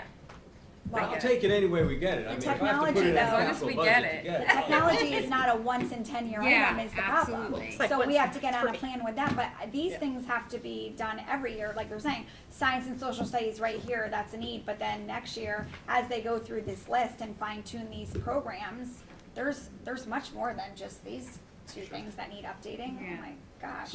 So the ideal situation would be that, and Vicki So alluded every to year, it. we're gonna need a couple $100,000 just to update constantly. So Vicki alluded to it, we're doing some planful stuff in terms of looking out 3 to 5 years on a number of areas, technology, facilities type stuff and curriculum, for the very reason of now when we go and present to the city, they can see, okay, if you're gonna be asking for $150,000 a year in this area, they can start planning for it on their side. They know, okay, we have to put 150 every year in for the Board of Ed for this kind of stuff. They may decide to pay it over there, but it's in the budgeting process and it's on the planning horizon. As with capital, every year we gotta buy technology, and, you know, the city quite candidly can purchase technology and bond it, or, you know, Yeah. do the commercial loans, Borrow it. way less expensive than leasing it, so let's take Yes. advantage of the capability that they have there. But they need to know what it looks like on a year-to-year basis, so they can plan for it too. Okay, we know we have to plan into our debt servicing every year that the Board of Ed's gonna need X Yeah. amount of dollars for the next 5 years. And that's the plan we gotta tell them about. And then you folks decide how you want that to look, and then we work with them to make it collaborative. The Okay. Are there problem any comes in transparent- sometimes, as Danny said last night. Here's Diane, this is where the problem is. Okay. The city, from the capital budget, buys Corinthian boards. Mm-hmm. 5 years goes by, all of a sudden, we're buying bulbs for Corinthian boards. And there are There's no nothing bulbs. in You the can't buy. budget for bulbs. Yeah. Or there are no bulbs. Or there are no, they're not even They're not making them available, anymore. right. Right. We learned the other So, night. you have to be careful, so, you know, we can control this, I think it's better that that stays with us. Okay, I agree. I was going to suggest, for the sake of time, the time element, if you don't have any other questions at this point, but possibly later on, you could send them to Chris, Rick, Yeah. Vicky, myself. Yeah. Because I'd like to go right into the special education. Or ask them at the teaching and learning. Okay, or ask them at teaching and learning. Do you have any more? Any more, Those are the big Vicky? birds- Those are the Okay. names, right? Wasn't there a Okay, night? so we Is there got- more, Vicky? Oh, I'm sorry. Okay, all right. No. Okay. I thought we were almost finished. No. Bring it Yes. Professional Well, development is a big one. we can stay all night, but I think Well, we why might don't we need just a clock. say 10 more minutes to 7, and then Beth is the last hour, correct? No, then we have all the other ones. You got like 6 to go. Or The other ones are small. There's some very small I'm ones. retiring. Okay. I would think if you could get teachers Jill, running why don't we special just ed done, focus on wrapping the this rest up? of them will take a 10 or 15 minutes. Okay. All right. So- Okay, Vicky? Yeah, you do. Go, Vic. I'm gonna turn the microphone off for you. No, I'm sorry. Rick, the professional development one we were talking about. Absolutely, I'm sorry, I was getting way ahead. This should be the last one, and as Kathy said, always take questions after. Talk Um, fast. So this is, we're looking for professional learning to be reinstated to its fullest capacity. For 3 years, we've been taking a cut. This is one of those line items in which money has been removed to cover some of the deficits we've had in the year. And we're looking to restore professional learning at the levels we had 3 years ago. Kathy, you'll remember when we were running choice sessions, and we also had a choice technology day, and it was received very well by the staff because it really allowed us to meet the needs of the staff and their voice to be heard in the PDAC committee when they're asking for certain professional needs. For example, on a choice day, we're running a minimum of 25 different sessions to cover the district. And in order for us to do that for a day, that can cost us up to $20,000. It is a recommendation from the state through the PDAC model. We recognize it's a recommendation, but our experience from running it, and Gabby was a teacher at the time, is that it was really well received by the teachers union and administrators, and they keep asking us to, when are we going to be able to do it again, and Deb can attest to that. And Vicki, I'm not being a nudge, but does everyone know what PDAC means? Nope. No. The Professional Development and Evaluation Committee, it Okay. is a requirement from the state for every district to have that standing committee.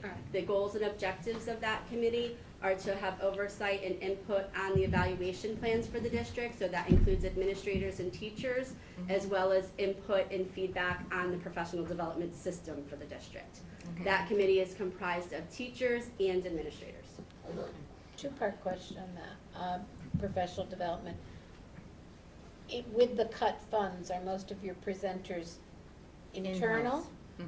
And with the extra money, are you staying internal or going to bring in presenters? So when that item gets cut, we have to stay internal because externals are more expensive. Right.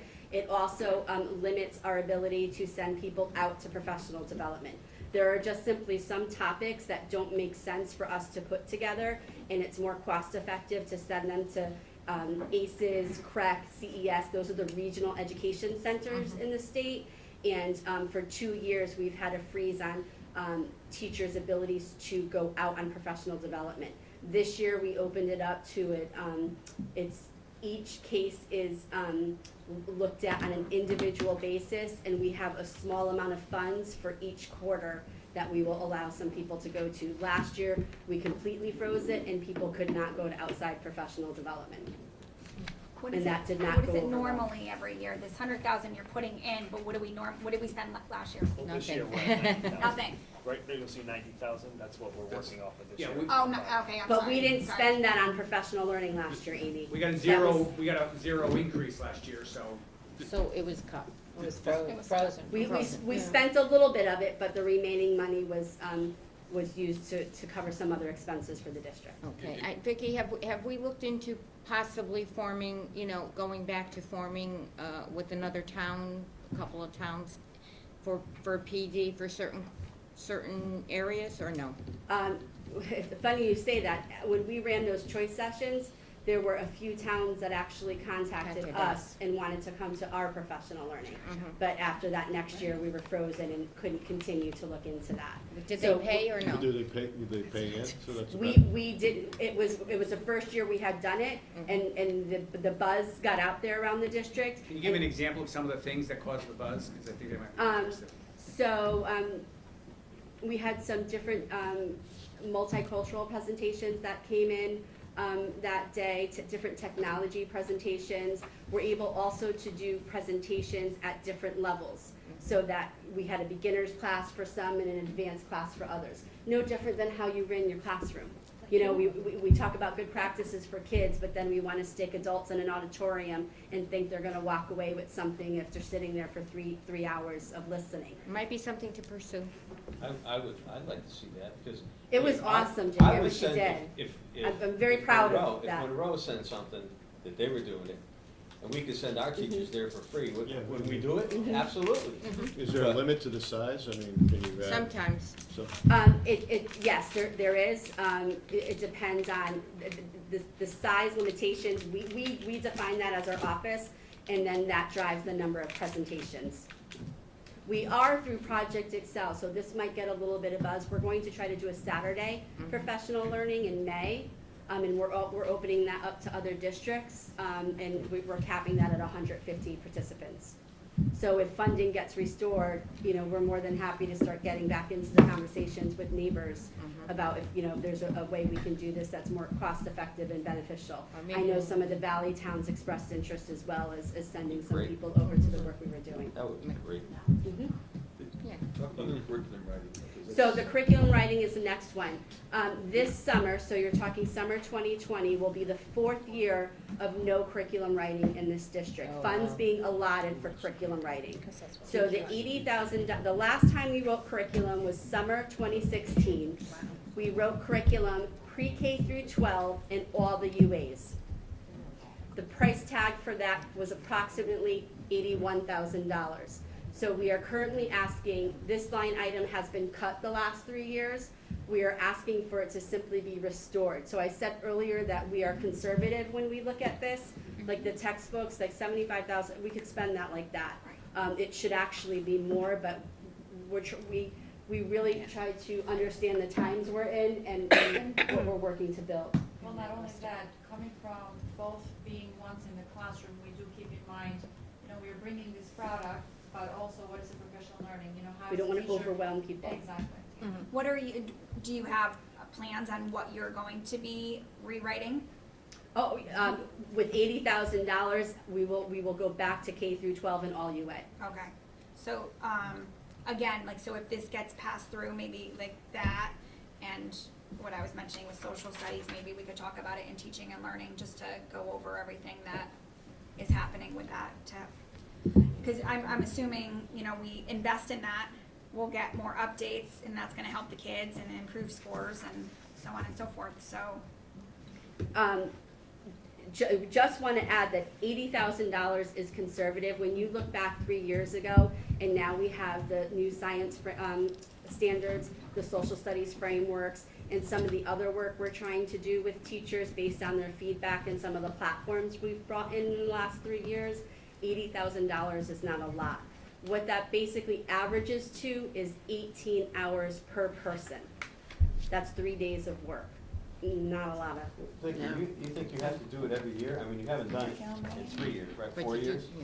So it's going off in my head that, well, if you haven't done it in 4 years, then it's not really necessary to be done every year, but like every other year, or There's split it in constantly half. changes Yeah. coming out at This the year. state level, though. Yeah. And Well, what we have happening right now, and again, this is. Can you do that though? We could potentially do a version of that, Jimmy, and I don't want Deb to I'm listen. just throwing it out there. I'm just- We currently have reading consultants, math specialists, TESOL, and our curriculum leaders, filling the holes, updating, making the small revisions, getting feedback from the teachers on questions. So the minor surface revisions are happening. We really need to do some quality work in some curriculum that we're auditing, that we would like to increase the rigor and the student engagement in those areas, as well as science and social studies we just haven't been able to do the last few years. So I would project that we would need $80,000 for at least 3 years, and then we could probably So get, 240,000. you got it. And then maybe you could, then we could, 1 year put in 40, the Correct. following year put in, well, I know that it wouldn't stay at $80,000. Right, But obviously it's gonna go up, but just say for Yes. mathematical purposes, it would be yes, 40,000 a year, we budget it, put it in the Yes. budget, so you could do, but right now, to Yes. play catch-up, you're looking at exactly, that's exactly the 240,000. point. You're looking at Right. 240 for a Easy. 3-year program. Yes. So that's what you're thinking about? Mhm. Okay. And they not only write curriculum, they also, we work on the report cards and the comment bank. It's been a while since we've been able to do work with that. So right now we have, I have a list waiting on my desk to redo the whole art department. Music, their standards are new. Art department has new standards. So the 3 years of them not being able to write, we have a lot of catch up to do. So the longer we go not funding that, the more work we're gonna have to I hate do. to sound like, we're asking a lot of questions, and all the board members, and I encourage them to ask all the Absolutely, questions, because we have to sell it. yes. You need it, We're all new. we have to sell it. So if we don't understand it, and I Yeah, encourage and we're all everybody, I mean, if we have to rush out of here or whatever, I'm okay with throwing together another meeting. I mean, But you the know, thing is that if we're putting these things in the budget and we approve Right. a budget, then I think that we need We to should stop, if you're going back to revise it, these things should stay in there and you guys should find other line items that you should be decreasing, because this is supposed to be an educational budget. So in my eyes, this should stay and other things need to go. Well, Why do we keep cutting this? so you're looking at the people Because you need- gonna increase it or Well, decrease it. we can find Teachers, things. yeah, I We can mean- find things. We're gonna cut the football team. We can find Yeah, things. we're not football. No. Listen, they'll put whatever they want in You it. didn't You're even looking, hear me. you're looking at the people right here are gonna increase it or decrease it. We're sitting right around this table, I know, right but here. this part did you has to see how stay, she was gonna because it's, sell it? look at our test Bottom line. scores too. They're not All right, let's keep going. educational Kathy, that's budget. the last item for us. Thank you very much. Any other questions? Send them to Chris and Rick and Vicky and Gabby and me and whoever. Thank you for your time. And once again, I'm sorry about Monday night. Special ed, special ed, where are you? Oh, Dr. Smith, There she is. yes. Next. Smith is gonna need a couple more. Hey, if I have to be here, you have to be here. Her budget's going down, so we're done. I know you. It's all right. It's now, I did islands of experience for the past 3-4 years.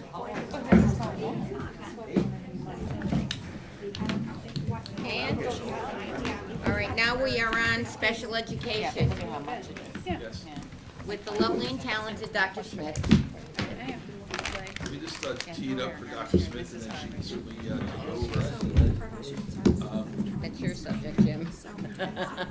I'm in here somewhere. The same I heard that. criteria as I indicated in teaching and learning, I didn't have the opportunity to go back and put all the special ed teachers in, and all the pieces that are in Dr. Smith's responsibility, and we'll get that squared away. Here it is. I got it. So these are the positions that are in the department that were not allocated out to the schools, and they're pretty straightforward. they are used extensively throughout the district. Dr. Smith's here in central office. We have an open supervisor of the department position. The school psychologist, that's the position that was hired last year, that's a district resource that's utilized throughout the district. And then the OTPTs weren't allocated to the schools, so that's there. The school psychologist, though, could you, Sure, so. it's So that person was universal? hired district-wide. When Right. I came in, I redeployed that person, so she is not district-wide sitting at central office. She is assigned to schools Right. every day of the week, so she Okay. spends, and I believe. You have that in your. It's in the Yeah, paperwork. there's a chart. Right. Yeah. That question that was Yeah. answered, Yeah. was scheduled in that packet. That Full was- days in the school, and she also does Oh, in here? evaluation. Yep. Yes. Okay, so we We will asked Dr. find Smith your, what the answer was. We put it so in. really that list though, Chris, that you gave us of the breakdown of the counselors, should Yes. we be adding a schools, should we be adding that number? She's a And- psychologist, Oh, not a school psycholo- counselor. No, She's a but I thought you gave us something that you gave us the other day with the breakdown of, Well, I gave you something But today. that's yeah, but I guess it's still different. Okay, I'm thinking of something else. Here's- You're correcting me. Yeah. It was a lot. Yeah, well, I was just responding to the question. I got 4 trees, right? So, Dr. Smith, go ahead and you tell me where you want to go, and you want to, Just keep going through. okay. These are all. CompuPlane is the billing service that we use to get Medicaid reimbursements. If students are eligible for Medicaid, they can sign up the minute they're eligible for special education services. So this is a money saver. Yay! Reimbursable, so we have to pay the overall fee for using CompuPlane, but the district is reimbursed for services. So our nurses can put in for reimbursement, our school counselors, school psychologists, our social workers, our BCBAs, our RBTs can put in and they enter by the 10th of every month and we get reimbursed. Can I expand on that? Sure. Yep. We're required by the state of Connecticut several years ago. This used to be done by all the larger districts because they had the staff to do it. And the state of Connecticut realized several years ago with the expansion of the Medicaid program in Connecticut, the feds, that they could garner money because we don't get 100% of the dollars that are reimbursed. Right. Shocking, you know? If we submit for a dollar reimbursement, the feds reduce that by 50% right off the top for their costs. Then the state of Connecticut takes a whack of 25%. They keep that at the state level. The remaining 25%, we get the bulk of it when we pay the fee. So we're getting less than 25% depending on what the fee is. This requires the district to keep track, as Dr. Smith indicated. We have to submit monthly all the service hours to UMass. They take it and send it to CompuClaim, who then puts it into a billable format with Medicaid, and that's a federal program administered by the state. There's lots of requirements around it, and we don't have the technical expertise or the staff to do it. So we get the information to them, and this fee takes care of all that. And that reduces our 25% reimbursement. So last year, we took in around $52,000. There's some criteria around how you get Medicaid reimbursement.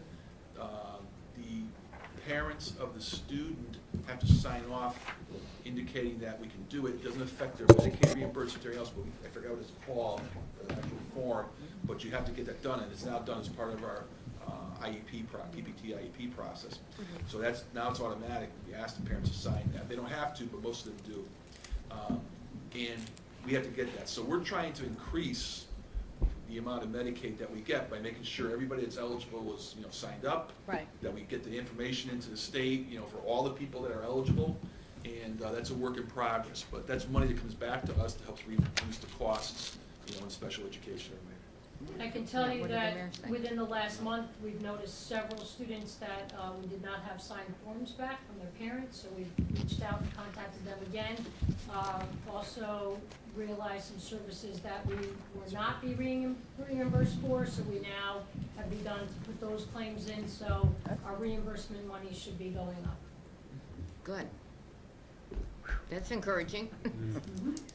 Okay, Okay. move on. Legal services, special ed, I'll just cover this real quick.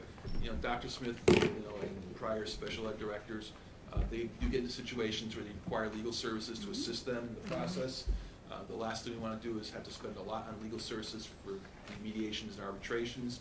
So the sooner you can get the legal advice in to help you out, hopefully you don't get down the path of having to go to a mediation or arbitration. But there is a budget, we do spend it every year, it's required. You have to have legal assistance when you're going through these special ed things. Rick? Do you want to add anything or not? My goal is to be able to tell you at the end of next year that we haven't spent $40,000. Great. So how do you get ahead of that? A lot of it's working with families. Most of what gets us into legal issues are decisions that are made at planning and placement team meetings. And so it's parents that might not understand something, might disagree with the decision. And I can already tell you, and the superintendent's aware, but I've already sat down with families in 2 situations this year already in the last month that wanted to file due process against the state. And so you sit and you listen, you problem solve, and you come to an agreement outside of them filing due process with the state, which then leads to attorney fees, or leads to going to mediation, or leads to lawsuits and things like that. So it's really knowing laws, and when you're not sure of yourself, just getting legal information to move forward with the laws, and then trying to work things out with families. Is it a question of them not understanding the programs and what they're entitled to? I think it's the opposite. No, it's the opposite. They want to be entitled. They want to They- be they- They entitled want to programs more. that Yeah. they may not be entitled Right. to. Right. So, but when it's clearly defined to them, They might not Doesn't accept work. it. understand. They may not understand it when you're sitting around in a meeting with a Right. bunch of adults. Sometimes it's intimidating for parents to sit there, especially if they're hearing things for the first time and about their children that they may not understand. right? And so they may come in to the meeting with legal counsel, they may come into the meetings with someone that's by their side, giving them information. And it takes some time to digest some of the difficult things that they hear around the table at a PPT. And Okay. so it's meeting with them outside of the PPT, trying to re-explain to them what's in the best interest of their child. They have one opinion, the district has another opinion, and it's agreeing, finding some common ground, hopefully, before they will go to the Okay. legal group. So what you're saying, you just had 2 cases, and that could have gone to that point, but by working with the avoided. parents, One we avoided, the second they did go to due process and file with the state, but they pulled it out Okay. before it went any farther. so it was safe, so, Correct, okay, good, with thank no you. legal intervention. Or can we use the town attorney for any of this? Yes, we are now. We are We now, have right? it, so then we should- anytime there is a I case know. that's brought, so if a parent is bringing an attorney, Yeah. the district will have an attorney. It keeps us safe. And, when we are informed that they'll call an attorney, I call Fran Teodosio and have a conversation with him. He gets back to me with who we're gonna use for legal service. Right, so we still have to outsource it, and regardless, Yes, obviously. that's Yes. Special It's education, gonna be there, yeah. special education law is highly technical. Right. You want somebody that knows what they're doing, and that's not to diminish what Mr. Teodosio does. No, of course, that's why I was This is one of those asking, like, areas where you do want they to have hire someone a in their special firm? ed lawyer or somebody from a special ed firm. Like going to a doctor. Right. You get the Yeah. It's like going to a specialist. The Thank you. specialist. That's a good Gotta have the analogy. It's like specialist. going to a specialist. You don't want a general intern system. You're Right, going no, to that's fine. Yeah, no, Fran, Confirm. Attorney Teodosio has been very upfront about his, this is not his specialty area. Right. What we do need, in my opinion, and I put this out there for the full board, is we need to have the city legal counsel appoint a firm that does have a specialty, does have a knowledge in this area, so that we can call them directly. Because what we're doing now is make one call, and another call, wait for this one, and then that one. It's not really efficient, so. And I sometimes would- it takes too That's a long. reasonable request. Yeah, and Fran seems to understand that, and he would appoint the people and they'll call them. You know, well, have you done that? We haven't, that has not been resolved yet. Yeah, we're working on it. We're working. Yes, it's taking longer than we anticipated, to be honest. You know, this was something that started when the new board took effect, and it still hasn't been worked out. And much of what happens in this regard, if there's, let's say there's a PPT on Friday, and the parent calls it tomorrow and says, we're bringing an attorney. I have 24 hours to get an attorney scramble, there. yeah. And that means updating them on the case and what they're going to walk into, sometimes providing them with prior documentation for meetings and where we stand, having those conversations, and then getting them on board. How many classes do you need to get your law degree? Yeah. 3 years. Just one more. Just I'm in-house. not gonna answer that on the grounds that it may incriminate me. 3 years and a lot of money. Okay, the next area is one that maybe we'll have a conversation about, because this is also in the current year, an area where we're significantly overspent. Yes. So what I can tell you is, when I came on board, in talking with Rick, we realized that we had Constellation Services, which hires our board-certified behavior analysts and our registered behavior technicians that deal with some of our behaviorally challenged students that, were coming in and servicing our students, but, Rick discovered that it was not budgeted for. So when you see the first two line items, that amounts to almost $700,000 or so, that for one reason or another, and Rick and I will claim we're the new kids on the block, we didn't know about it, but we discovered it, it was not budgeted for. So that this year, we are budgeting for it. Okay, so But what that's, about the previous years? Because I went back and looked at the previous previous years, and it was years- still all 200,000, 300,000 For, for this line item, the Right. line item of professional services special And so I ed. can explain that. Right. So, we started approximately 2 to 3 years ago with what's called special programs in the buildings. So we have, for instance, a special program at Bloomfield School called the Therapeutic Learning Center. We have 2 alternate learning centers in our schools. We have a life skills program in our schools, and we have pre-K. With those come the need for specialized staffing in certain areas. So rather than paying tuition and transportation monies to send these kids to outside placements and out-of-district placements, we are keeping them in schools in our districts, and each one of the elementary schools have special programs. Perry Hill and Lorraine, correct me if I'm wrong, has one of each of those 3 programs, Life Skills, Alternate Learning Center, and Therapeutic Learning Center. The intermediate school right now has Therapeutic Learning Center and a Life Skills program. Next year, because the kids will be going up, they will need an Alternate Learning Center. And then the high school right now is a Therapeutic Learning Center and a Life Skills program, and in years, they will need an Alternate Learning Center. And so when you look at the amount of monies that we're spending for those programs, potentially for the first line item, $170,000, that would be tuition for sending one student out and probably not even Dr. including Swin, their excuse me a transportation. second, I just wanted to, Sure. on your point. So when you talk about selling the budget, which I understand, and that's a good term to use, and that's how it has to work, there are people that will say, well, we used to have 7,700 kids in the district, and now we only have, 4,800. And that's true. What you didn't have when you had 7,700 is these expenses and these needs. It's different, and to sell that is very difficult because people that don't want to hear it, don't hear it, and they need to hear it. This is a part of the reality of Shelton as a community and every other community in the state of Connecticut. I don't want to interrupt too much, but I just wanted to add that piece. so Beth, in essence, Yeah. that $170,100, would, I mean, that's accommodating about approximately how many kids? That's accommodating all of our students in our special programs Mhm. at each of the schools, because we have 2 BCBAs and they're assigned to certain schools, and their job is to go in and to really consultative, to work with our staff to better work with students that are exhibiting difficulties.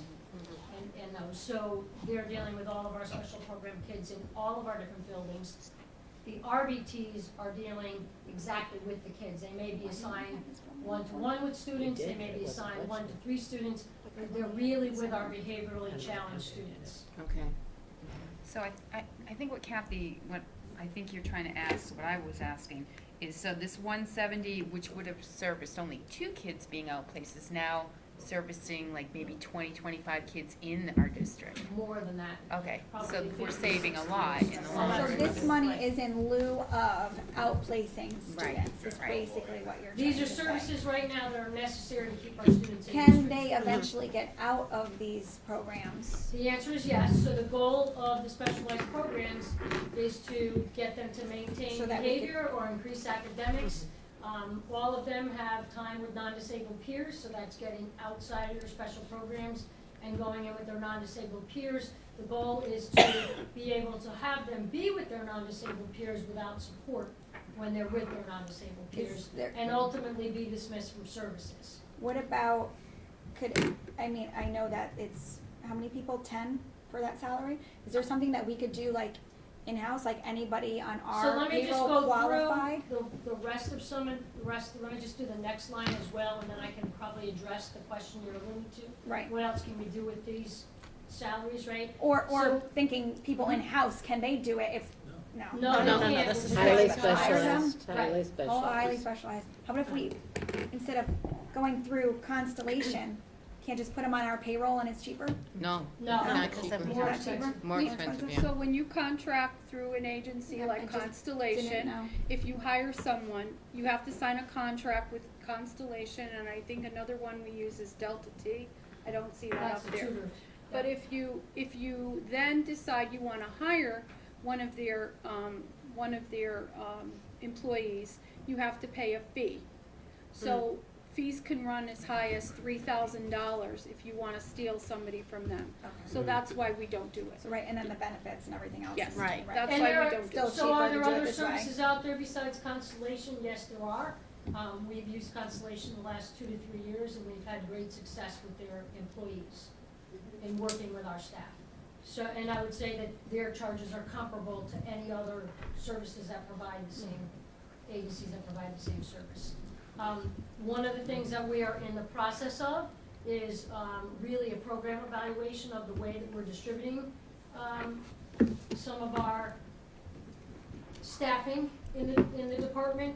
We have CES coming in, I've already started working with them, and they're gonna put a pair of eyes on our special programs and our staffing and make some recommendations in the programs. So really, with a good pair of eyes with people that have special education backgrounds. One of them has worked in the district a number of times throughout the last several years, and really look at staffing, and are we utilizing staffing in the right ways, make some program suggestions, and we will hopefully have that information at the end of March, and I know probably the superintendent will be sharing that with you, but that may change then some of the expenses that you see in terms of these line items. Right. Okay, so the next line item is our specialized nursing services. We do have students that are significantly medically fragile, that do need services. We have some that have to ride the bus with some of our students that are medically fragile to get them to school, and then also to go home, and some that do need specialized nursing care during the days in their programs, mostly out of district, but some in district. So when we say free and appropriate public education, It comes with Price expenses. tag. Right. We do have specialized services for students who are outplaced that we really cannot service in district. We have interpreter services, so if someone is having a planning and placement team meeting and they do not speak our language, we are obligated to provide an interpreter. That happens roughly once a month, that we have someone come in that doesn't speak our language and we need to secure an interpreter for them. We try to use our services in district when we can. Some of the language, Hispanic languages, Spanish, for instance, we can grab one of our world language teachers if they happen to be available during that time, but there are other languages that we have people that don't. I went to PPT and the women spoke Chinese, and as fluent as I am, I can say only 3 or 4 things in the language, so we certainly need.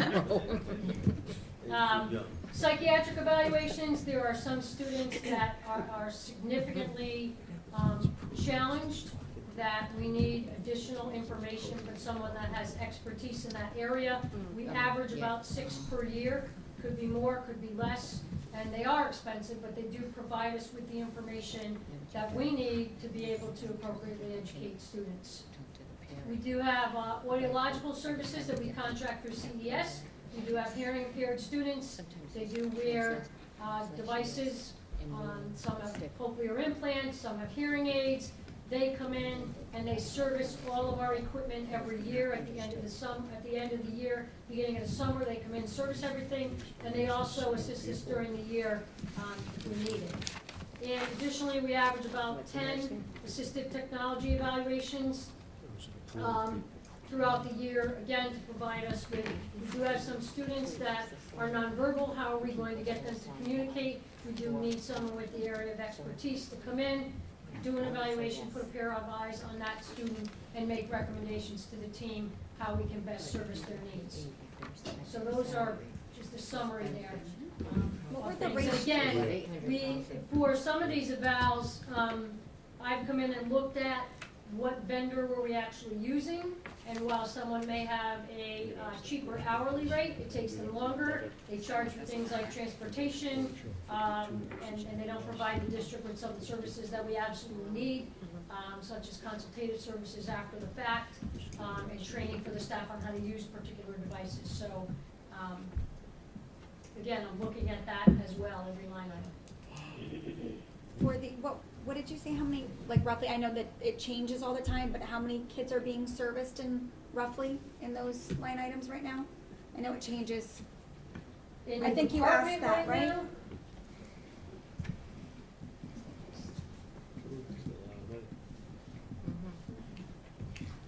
In the department right now, as of January, we had 726 students identified with special education services.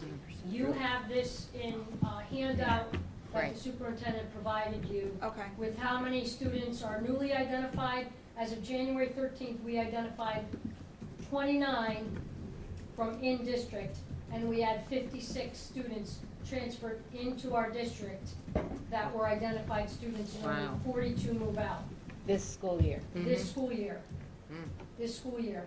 Last year, at the end of the school year in June, we had 717 students identified with disabilities, and as of mid-January, we had 726, with 34 more pre-K evals and 45 initial evals in district. So someone can move in tomorrow, and if they have an IEP, we have to.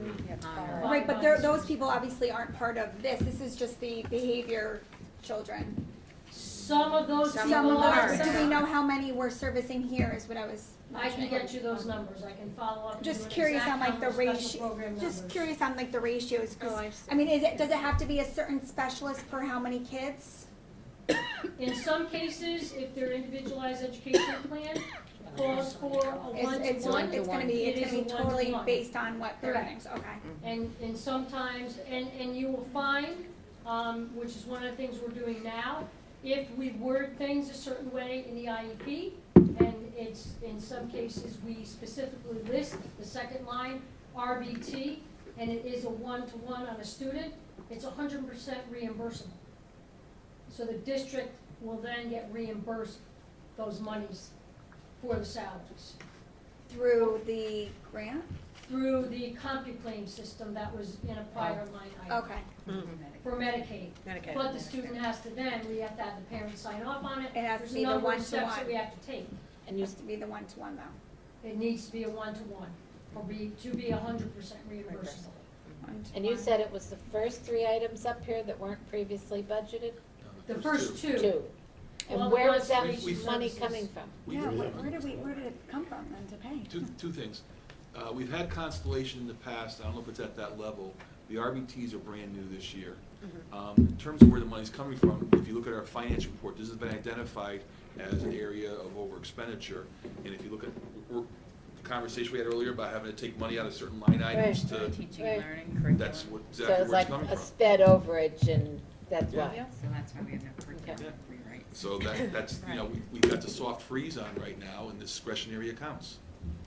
Textbooks, instructional And what happened supplies. though for the past couple of years, if they Beg saw the pardon? sped, if they saw the sped overage, why weren't they asking for more money in that line item? Every- the past couple of every years? year I it's been need to over, address as that. long as I've been on When the you get- board. when you This is get- important. When you get a 0% increase in Right. your budget, this is the kind of stuff that happens. Right, no, but what I'm saying is I'm shocked that the previous financial guy, say it was It 400,000, he only still put 300 in the budget. It wouldn't be necessarily the previous financial person. Right, I don't- It has to do with the departments and what information they're giving Right. and what happens after the fact, so I wouldn't Yeah. put that on the financial No, person. I'm just like, if we're saying there's constant overage and you're taking it from there to, you would think that in the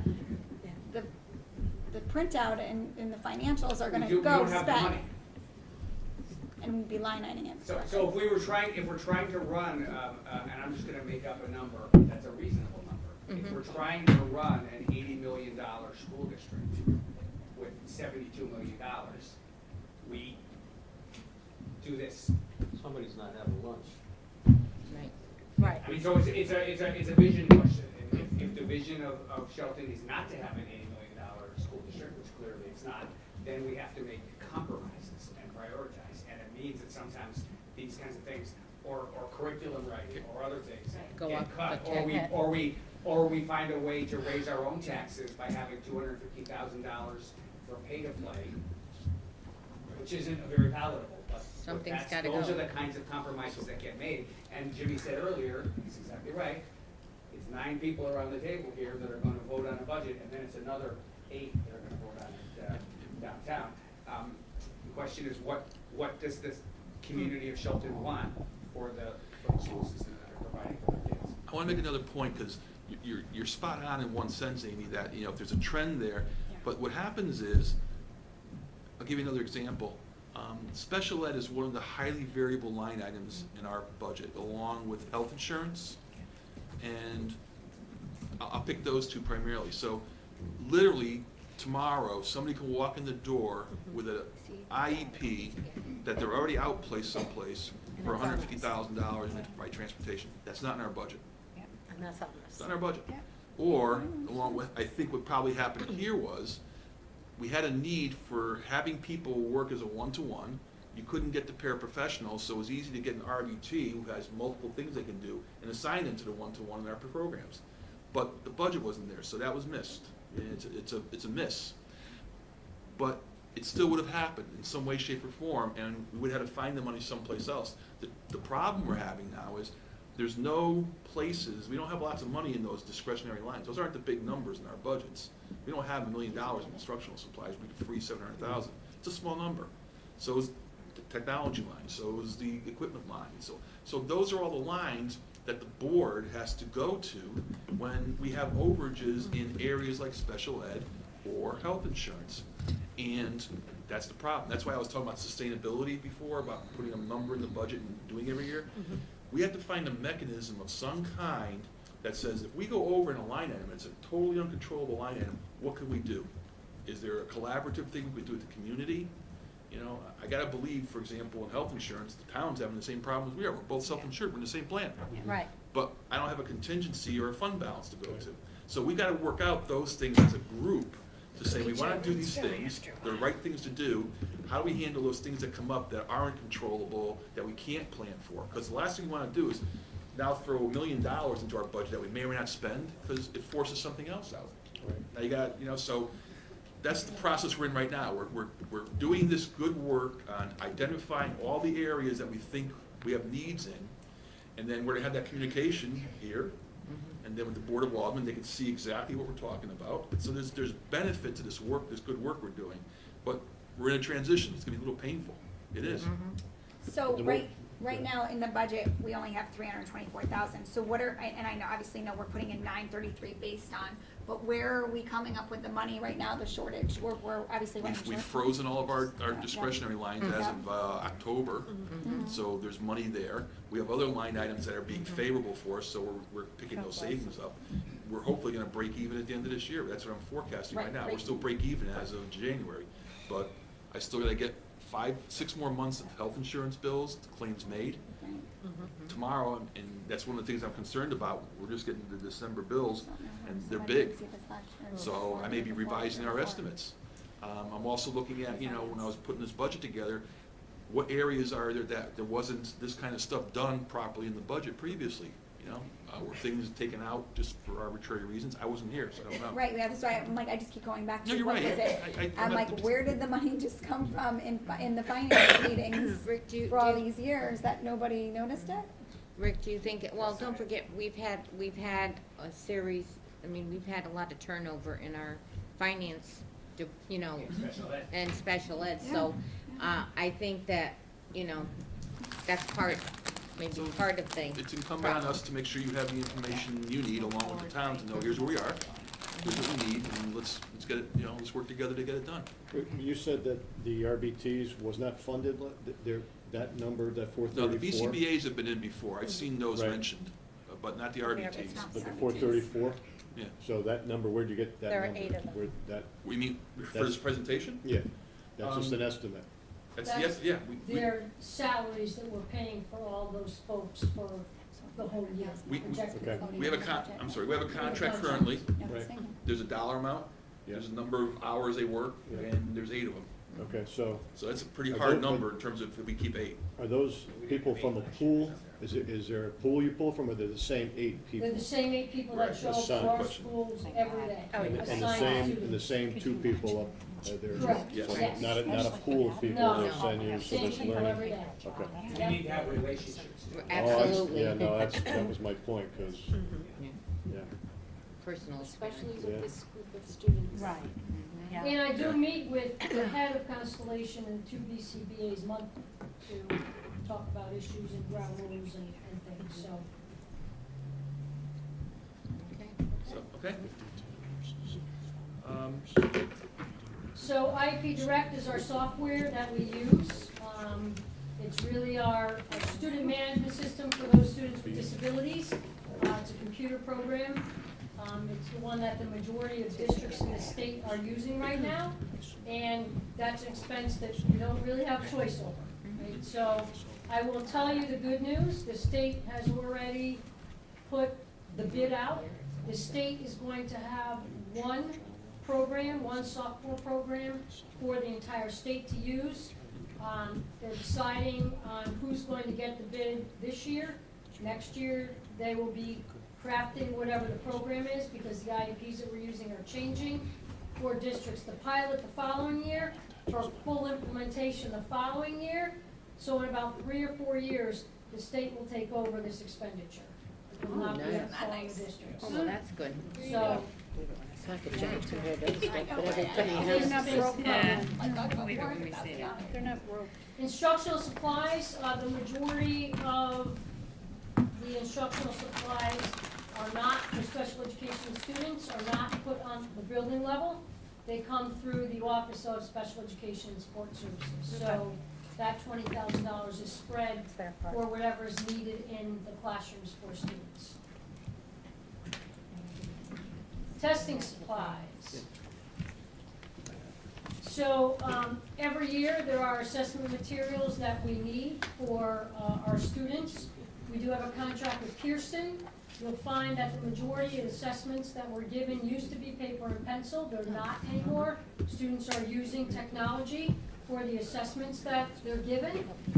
For their triennial evaluations, they have to be, by state law, reevaluated every 3 years. And there are also initial evaluations. So the first line item is what we spend for the Pearson products, because our school psychologists and our speech and language pathologists do the testing on the iPads. And we have given them professional learning for that.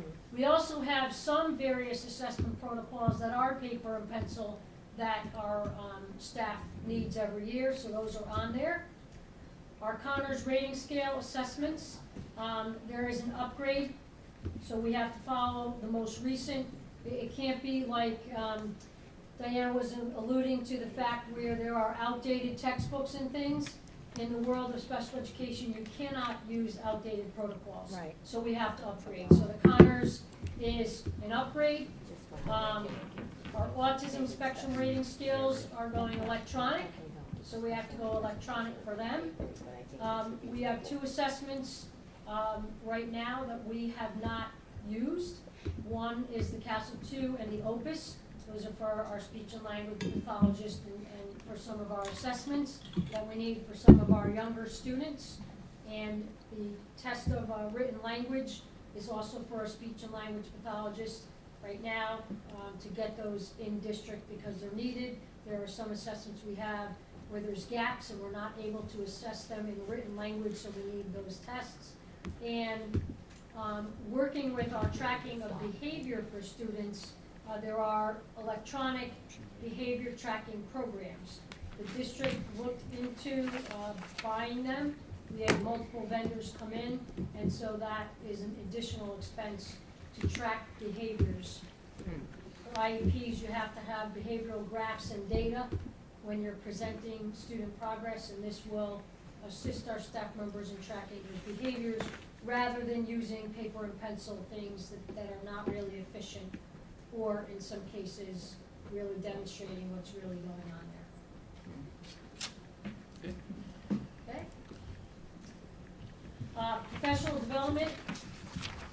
In looking at all of our staff, I've realized that we want to have staff trained in both Wilson and Orton Gillingham. In all of our schools, those are specialized programs in the manner in which you're teaching reading to students. And so staff has to go through specialized training. The training for Wilson is a 3-day training. The training for Orton Gillingham is a 5-day training.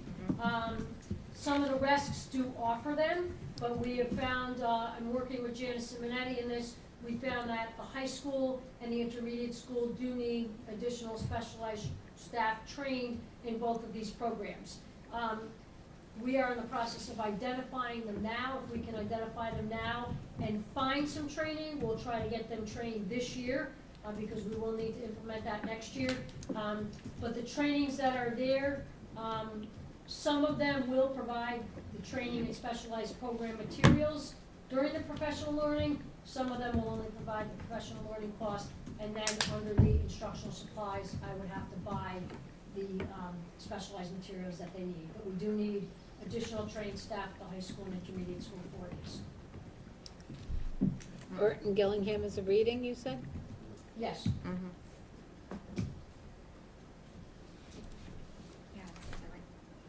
Conference travel, again, if there are specialized fees that I have to send staff to, let's say someone comes in, and I'll give you an example before, if someone is sitting with an advocate at a table and they're absolutely demanding a specialized training program, and they're gonna take us to due process for it, or whatever, it's gonna cost me more on legal fees, and to go through due process, I may then agree to a specialized program for something, and then I would then need to send a staff member to get the specialized training program to be able to implement that. So that's why there's an line item there for that.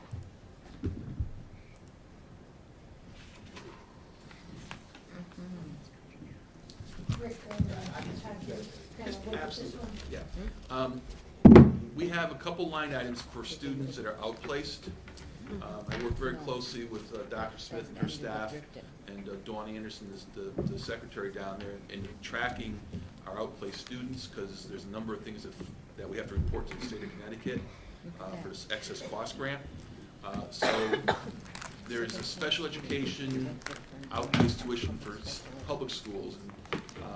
There's a worksheet, I will get it to you, I gotta sanitize it, I gotta take the names off, identifiable information.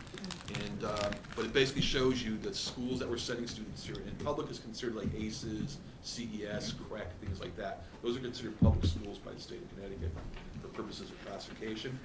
So it'll show the tuition, the transportation cost, the other costs associated with them, and then it'll show the calculation for the excess cost. Just a reminder, the excess cost is based on 4.5 times the per pupil expenditure. We own the first 4.5 times per pupil expenditure is about $67,000 on a per student basis. Anything over and above that, the state starts to reimburse. It's calculated at 100% above, but we only get reimbursed at about 70%. So that is in the calculation that you'll see. So based on the calculations, you'll see that we're expecting to spend about $982,000 for outplaced students for special ed versus a budget this year of $1,194,000. This line item is extremely variable. As I indicated earlier, a student could walk in the door tomorrow and be outplaced at CREC or CES or ACES, and that'll affect his budget numbers. So we monitor this all the way through to our final budget preparation. This could change from now until we get our final allocation from the city, and we'll keep updating it, because it could change. It could go up, it could go down. And you Student said can move in, student can move out. That does include transportation, you said? No, transportation is in transportation. Transportation, Sure. okay, I thought I heard you say something about. No, but I'm saying on the sheet I do. So this is just the tuition? The sheet is gonna show all the things, but this is only the costs and the excess costs associated with the special education tuition. John? That reimbursement level, is that statewide for every town the same? The 4.5 times per pupil, yes. And actually, there's also another calculation. If the student's been outplaced by DCF or another state agency, then it's one time per pupil. Okay. We don't have any in that category currently, but there are occasions where they pick up after the first, 12,000, whatever it is, a little more than that. Kate, to your point, the transportation you'll see is on another sheet, but the excess cost sheet that I do has everything on it, so I put the numbers where they belong for accounting purposes. So the transportation is part of excess cost, You'll but not see a part of this. there's an excess cost allocation for transportation, there's an excess cost for private tuition. Even all this time, I'm still Rick, trying to So we'll understand. get that and we get a feel for, I know Yeah. there's no kid, but a feel for what it costs us to send out. Oh, yeah, you'll I see mean, the right, actual right, tuition on a right, per so student that's it. basis, and they run the gamut, Right. Amy, from $50,000, $60,000 to $156,000.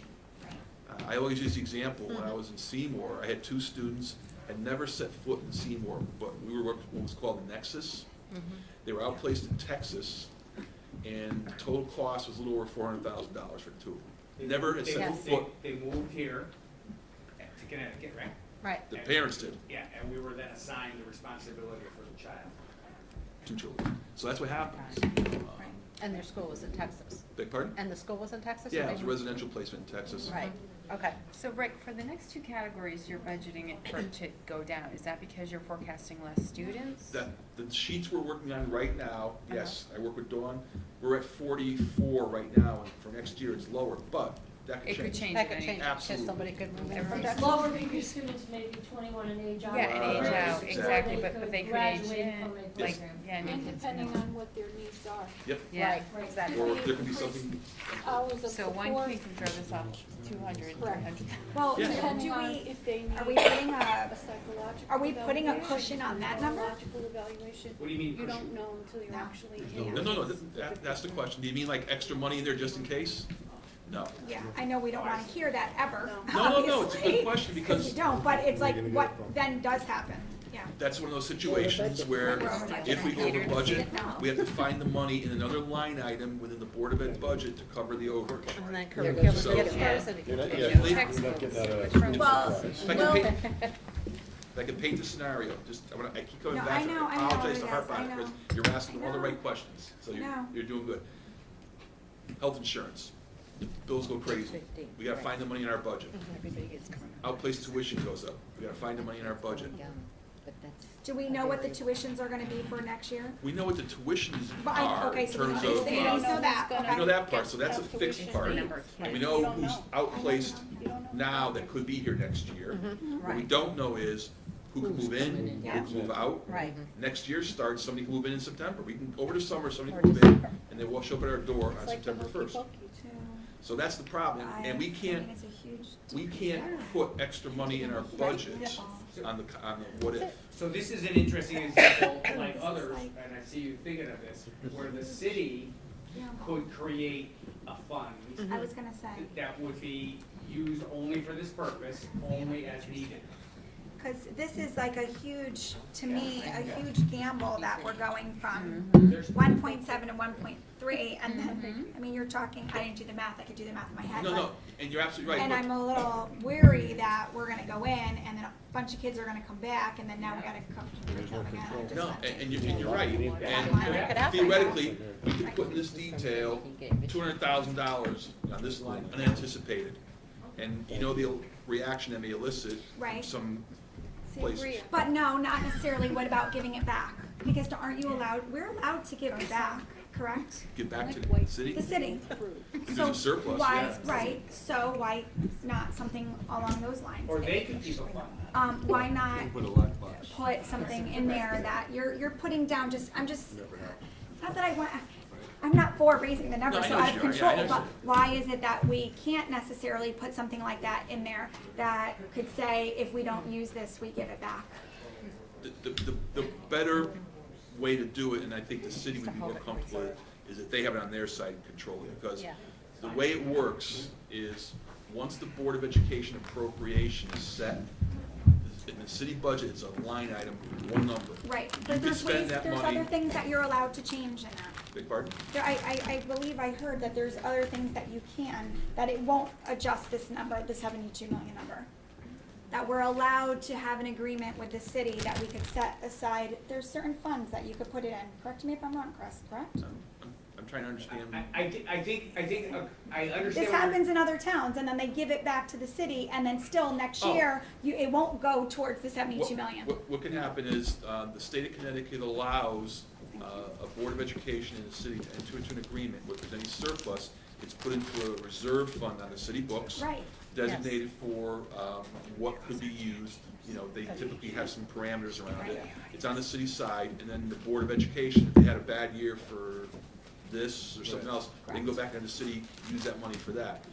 The thing you have to do is generate the surplus first to put in there. There's a model in healthcare for that, right? Right. Yes, Right. so that's the problem. I'm We just don't generate alluding a to something along those lines. We don't that's generate a all. surplus. There's nothing to put in there. But there might be a surplus. Not yet. Not yet. Maybe, Well, someday. Stay tuned. okay, so, Well, if we add, okay, I'll talk to you after. When it falls from the Okay. sky. Where are we? Transportation. so this is special ed transportation private. I know. These are, we have to provide transportation to our students that go out of district. Shelton Student Transportation Services does not do that. We do not have enough buses in the fleet to be able to also do out of district.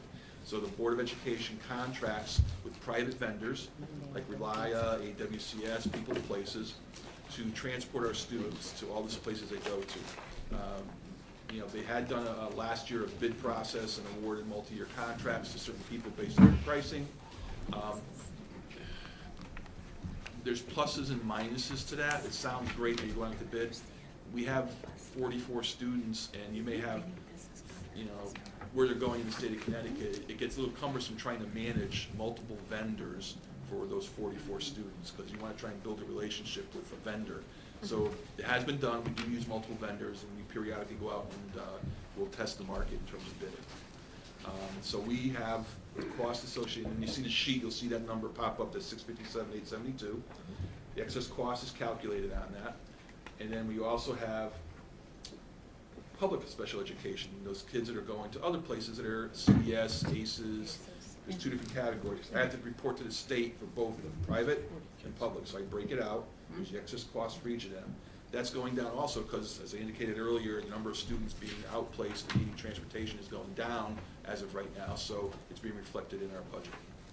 Hey, Rick, I just got a question for you. Yeah. You said 40-something students, I'm looking at 21 for transportation, then I'm looking at 21 students for private special educational schools, so.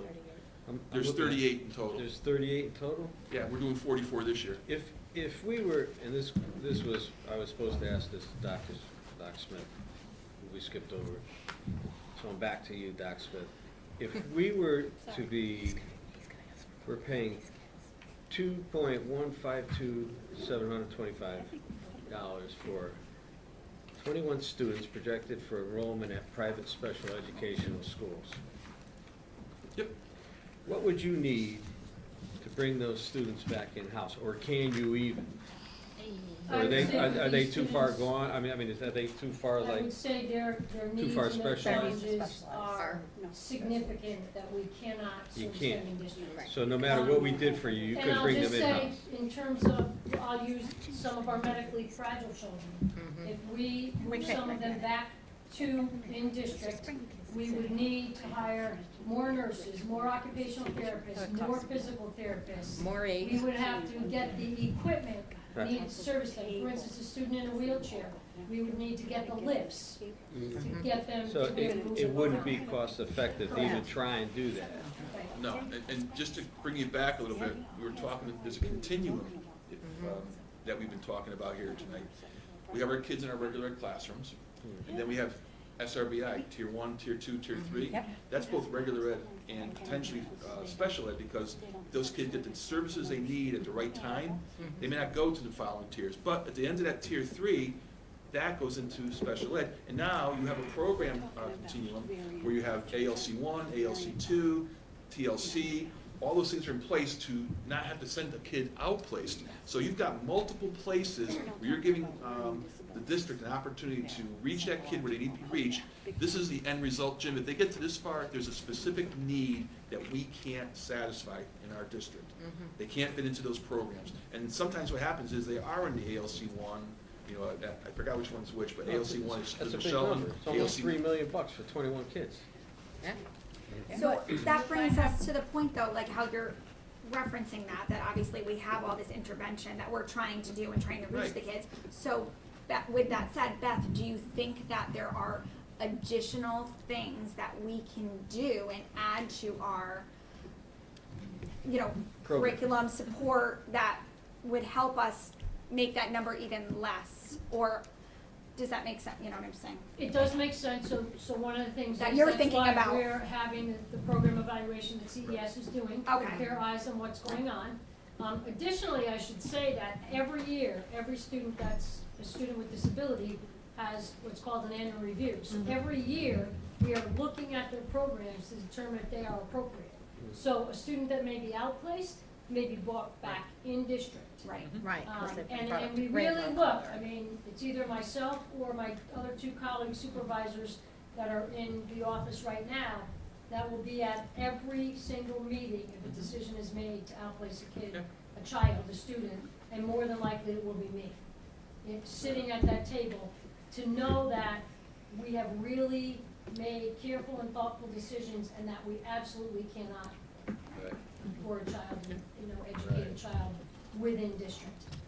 And then as you evaluate, you'll circle back and say, well, if you think that by hiring or changing something, And we change, and by the way, we also attend it might save money. all the meetings for those students that Yes. are placed outside of our So they have to district. travel to that. Either myself or the supervisors will attend those meetings to discuss progress and possible transition back to district if in fact the child is ready. So the expectations nationally and mandated by federal Yes. law regarding, and I'm using it as an umbrella term, the Individuals with Disabilities Education Act, IDEA, it's grown in scope, and what used to happen before that existed, because, so where did kids with these kinds of involved needs go before? We had to take Ripped in them- school. Or, even more likely, Isolated classes. didn't go to school, Right. or went to some of these places that were Institutions. warehouses, Yeah, essentially, and exactly. did not meet their needs, and that wasn't considered to be in line with our national values, right? All-inclusive. So this is Right. a different way of doing it, and it is very expensive because of the specialization as has been referenced, Nobody left out? Yeah, Everybody no included? child left behind. So there's $1 million in transportation costs, just about this Well, how many schools are there? 660 and 420, 419? Well, he'll give us the breakdown. Yeah, Email it to 657 us. and 419. So like $1 million in transportation costs. But then they get And reimbursed. who runs that program for, The outsourcing. to coordinate all the activity for those? Coordinate out of my office. coordinate- It's thrilled. It's not Ken Nabby. So, When I came here, I found out I had some additional hats I was gonna be wearing. that's a big hat to be able to coordinate. Well, I also work with Sheldon Student Transportation Services, Right. so. How many schools are the students placed at approximately? The ones that are in private? I would say probably since there are 38, we have some that have 2 or 3 in Yeah. schools, so it's over 30 probably. Yeah, it's Wow. 25 to 30-ish. Yep. Yeah. CES is So a, there's NACES all are the these ones that different have multiple Yeah, kids. things so- going out. And I will say for special transportation, it's not only that they're taking a separate van or a separate car, they may need to have a monitor in that van or car Yeah. with them Which for is the safety reasons. $189 a They day. may need to be Yes, absolutely. in a separate for some of our younger students in special seats. Yes. And And that's another we have $450,000. wheelchair students that we're transporting that also have special needs. So the mode Those of costs are in there. transportation is different. Right. If we have multiple students going to a place, at all costs, we try to put 2 or 3 students on the same In the same transportation. But because of their individualized needs, we may not be able to. So of the private, there's $1 million there, and then there's the monitors. The monitors are included in here for private. The monitors Included in there the is, next line. that's private. No, that's a whole different category. Oh, that's public, okay, sorry. Yeah, that's So okay, no, that's a good question. That's public. Yeah. So since you're analyzing this, is there an attempt, or maybe there'll be an attempt to see if it can be done in-house, or it's just too cumbersome? I don't think that we have, Well, then you would people have that the are specialized- hired that have the specialized training Specialized necessary to vans. transport There's, these students. Right, Dr. okay. Best's point, some of them we're never gonna be able to do ourselves. Right, okay. There are some other ones, though, that if we had a type 2 van with Right. wheelchair capability, we would be able to hire a driver and a monitor and do it ourselves. That's a conversation that we're having for next year with Shelton Student Transportation Services. Because as our buses are getting 8 to 9 years old, we're gonna have to start replacing some of them. So what the mix is, this may be driving some of that. To reduce the cost. Reduce the Yeah, cost so you to reduce the it down. taxpayers. Yeah. Hey, That's- Doc, give me one quick question. I might have even asked this, but,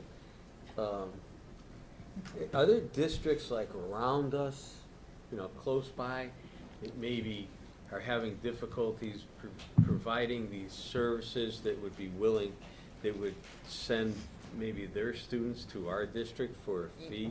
You mean Or- like a Ripton school? Yeah, like. So it's we've to- kind of looked at that, but where we are with our specialized programs is we're reaching max capacity. So in Okay. some of our schools, right now, which is why, one of the reasons why CES is also coming in, we're looking at, instead of having it as one program in a specific school, do we need to divide it into 2 different classrooms in a specific school? And so because of those reasons, we're not taking in students from other districts. The needs of our districts are max capacity for where we are with some of these students in our specialized programs. No, thank you. Dr. Smith, can you tell us, do we have any outplaced students in, residents? I mean, that are living actually in a residential area? Yes, I believe we do, yes. And we do not make the decision to place a child in a residential facility. Sometimes, to Mr. Belden's point, DCF makes that decision that they need to be placed in a residential facility. A parent makes that decision based on needs, sometimes psychiatric needs, that they're placed in a residential facility. We would then be responsible for the educational cost of that child. The whole grade? Just the educational Just the cost, education not part, not the residential. residential Probably cost. not residential. Okay, dear. So someone else would cover the residential cost, but we are responsible for the educational cost, and we have no control over that. And that cost can range from approximately? No, I'm just curious. 6 figures or more Mhm. for every single child. Yeah. Thank you. And generally, when that happens, if they are moved from out of a residential facility, they generally will then move to an outplacement before they come back to They a step public down. school. Right, it's a step down. Okay, transitional. Yep. Right. So Beth, you said March you were gonna be doing some reporting again, is that was that the month that you said roughly? We're hoping to have a report from them in March, and I'm sure that the superintendent would share that when we get that information. And that was both sections, you're saying, that, the life, like everybody Oh, in they're general, gonna, right, they're gonna come in and they're gonna look at everything. special ed. All And they're gonna together, make right. some suggestions regarding the use of staffing and personnel Right, within our services. right, so that's just staff and personnel, but I want, how do we determine, and maybe I sort of already said that. I feel like I'm Jimmy now all of a sudden, but Sorry. You I'm wanna do thinking that? of like, there's so many moving parts with it and just trying to wrap my head around it. Cause obviously we have all these tutors that we need for the special ed, not for, for the kids that are in-house. But, and we have the tier 1, tier 2, tier 3, but we only, correct me if I'm wrong, we're only using the top 15%, is it 15% of kids get intervention? There's a percentile of kids that get the So intervention. let me just take that one step further. So we do have students that are in our tiered intervention under general ed that my colleagues were referring to, But that's technically, right? so that's general ed, it's not gonna be under here? So from that, we could get referrals.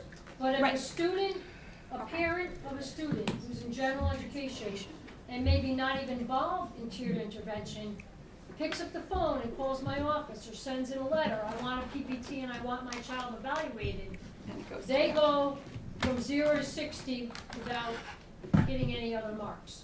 Then they're automatically entered into the PPT Then they're entered process. into your thing, okay. Correct. Alright. So we do. I'm trying to provide see tiered the difference of when interventions it's for all coming from kids, here to here and But what we could do. to sometimes we keep don't it. have control over it. Okay. Okay, if that topic's all done, special ed transportation public. This is the transportation we provide through Shelton Student Transportation Services. We have students that are not outplaced, but do have special needs and have requirements to ride our buses, whether it's, you know, a seat belts or, you know, with an aid on there to help them out because they may have needs that, you know, they can't work on their own in terms of getting on and off the bus and getting home. So these are the costs associated with transporting our kids. And the monitors are basically the costs that we incur. When you see the buses riding around town, there's a driver, obviously, and then if there's a student on the bus that does have identified need for their IEP, which downstairs coordinates through my office and the bus company, then the monitor will be on the bus also.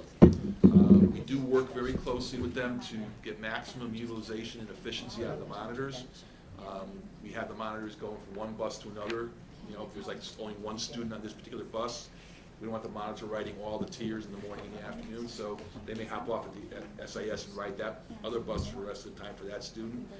Just to give you an example, we had 37 monitors last year when I came in the door in January, and this year we're down to 22, and we think we can get lower than that by being more efficient. So it's about $20-something thousand a year, so you can do the math real quick. You know, we're saving some good money there by being collaborative with the city. So you'll see the numbers there, obviously. We have a midday pre-K. That's not, you know, that we have to cover that. That's not all. And then we also have our summer school for the ESY's extended school year. Our students, they have in their IEP that they have to go to school during the summer. They can't have a break in their educational.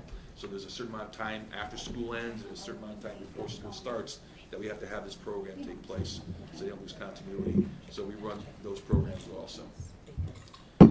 But the buses are part of that $3,150,000. Okay. You know, that's the part we pay, and the buses there. But this is additional cost that we incur as a Board of Education to provide these services to those special needs kids. Okay. Postage, self-explanatory. Printing, self-explanatory. This is the office supplies for the office downstairs. And then Dr. Beth, you know, has memberships and various things. I don't think we have any equipment repairs. We do probably do some equipment. Yeah, we have calibration we have to do every year on some of the equipment, so that's built into the process. Okay. Any other questions on special services? Just really quick, because I know we have to end. So, the school psychologist, like I was asking, you gave us this list. Here, you gave it printed out for us, Chris. So, is the school psychologist under that? That's what I was trying to get at. Pupil, so, yes. Under support services, I have nurses, school counselors, school psychologists, social workers, OTP. No. Like you list one, and you said she's off and about, but where is she on here? She's divided up in there. She's divided up in Is that there. what you put together?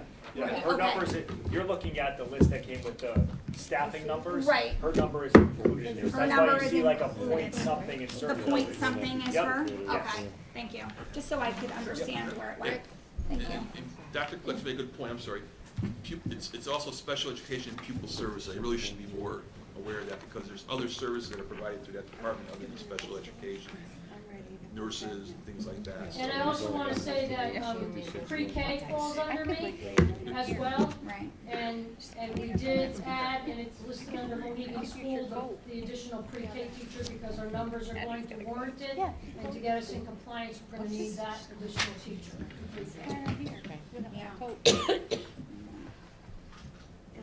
Just a quick question. You had mentioned seatbelts for the special kids, but there's not seatbelts on the buses, right? This is just something for that student. Right. Okay. Some kids with special needs that might have a hard time staying seated, for instance, you know.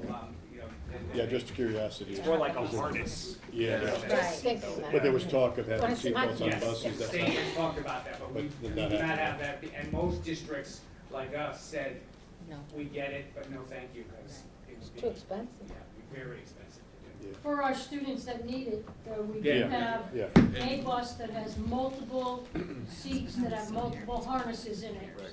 And they all ride that particular bus. Pre-K is a good example. All the pre-K students ride on the bus and they have a special, I forgot what it's called, but they all have a little seat that has the on it. They're in car Little seats, car seats. yes. They're They're in in car seats, they're I so don't little. think for your grandkids. Yeah, not quite that, you know, but it's very similar. Yeah. Okay. Thank you. You're welcome. Thank you, Dr. Smith. Thank you, Dr. Thank you. You're welcome. Yes.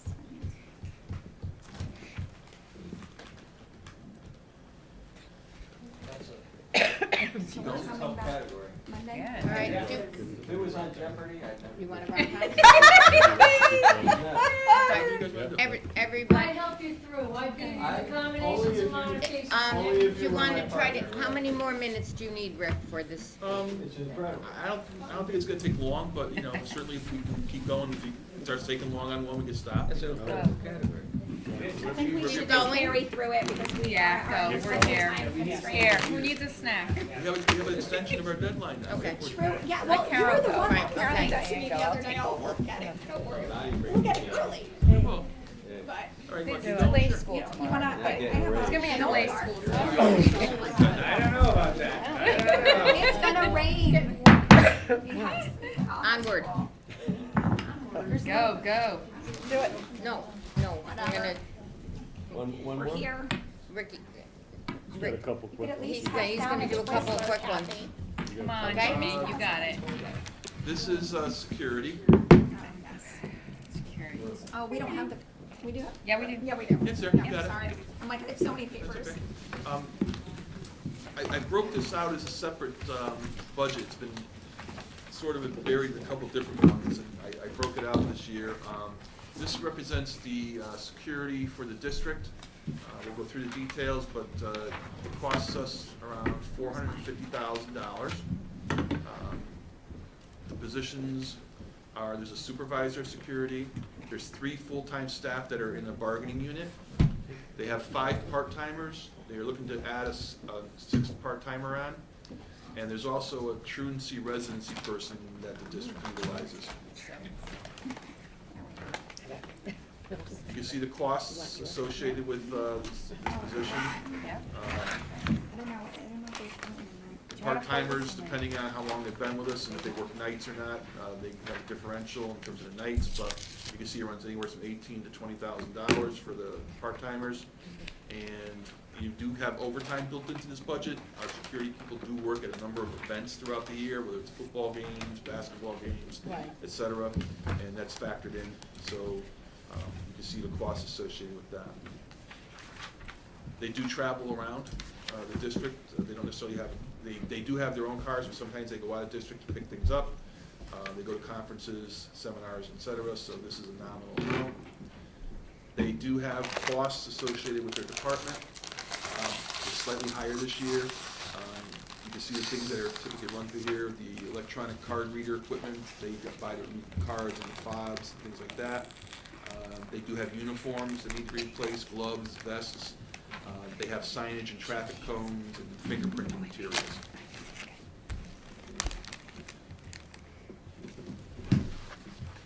One of the things that we are doing this year is we are putting in a sustainability plan for the camera systems. We have lots of cameras in this district. And I was walking around SIS the other day and I was noticing there's a couple out. And I was talking to Matt about it. He said somebody else had been talking to him when they were up there for the science thing. We need to start putting a plan in place. And Matt does the replacement of them, so we don't go out and hire anybody. He'll do them. But he needs to have a budget, start replacing these Well, cameras. each one of those cameras requires a license. I don't know if he And- has it or not, Jimmy. I really don't know. I'm gonna tell you. Okay. That's what he was saying. Each one of those cameras require a license. And some of those cameras, the newer cameras, which can do like 180 or 360 degree, require one license. They could do the same, they have the capability of doing what 5 of our cameras do. So sometimes the investment is worth a lot more, Yeah. kicks off on a license. But we don't talk too much about security in open public, so, you can skip right through this. Okay, that's fine. I'm just trying to give you a sense of what, we have service contracts. We have service contracts for all the equipment, surveillance and all that, and these are things we've had, and I sort of pulled them all together. And, we're looking to also continue replacing the walkie-talkies. We have some ID printing equipment, and they have included in here, which is something that would be a capital item, I would believe, is a security vehicle. Yeah. But that's something I would work with the town on, see if they have something that we can just take over. What are they going for, Yugo? I don't know. $8,000. Well, I think they're planning on a used Did vehicle. they have the old police cars in there? That's what they get. They just outfit them. It's a with golf them, cart. so we'll work with the town on that. Okay, any questions on security? Short and sweet. I gotta find the office of the superintendent. I've done You it guys before have you it. did. I don't have it up on here though, I think I didn't move it over, so I'm just gonna, we'll talk about it, we have a copy of it. So it's okay, you all have a copy, correct? Down, Yes, down. we do. Show me. Ah, there it It's is. under I office. was looking for offices. Yeah. There you go. I knew I had Side. something. This is Dr. Clouette's office. You can see that we have $401,929 in here. There are 2 positions in there, the superintendent of schools and the administrative assistant. These are the costs associated with it. I gotta change this, it's not an annuity contribution, it's the, a whole life insurance policy, that was my mistake, right? Do it right now.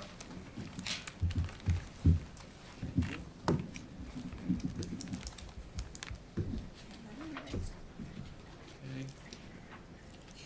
Legal services, this is the department that we keep the legal services in. This is for things that come up on a daily basis that we pay for, also our contract negotiations.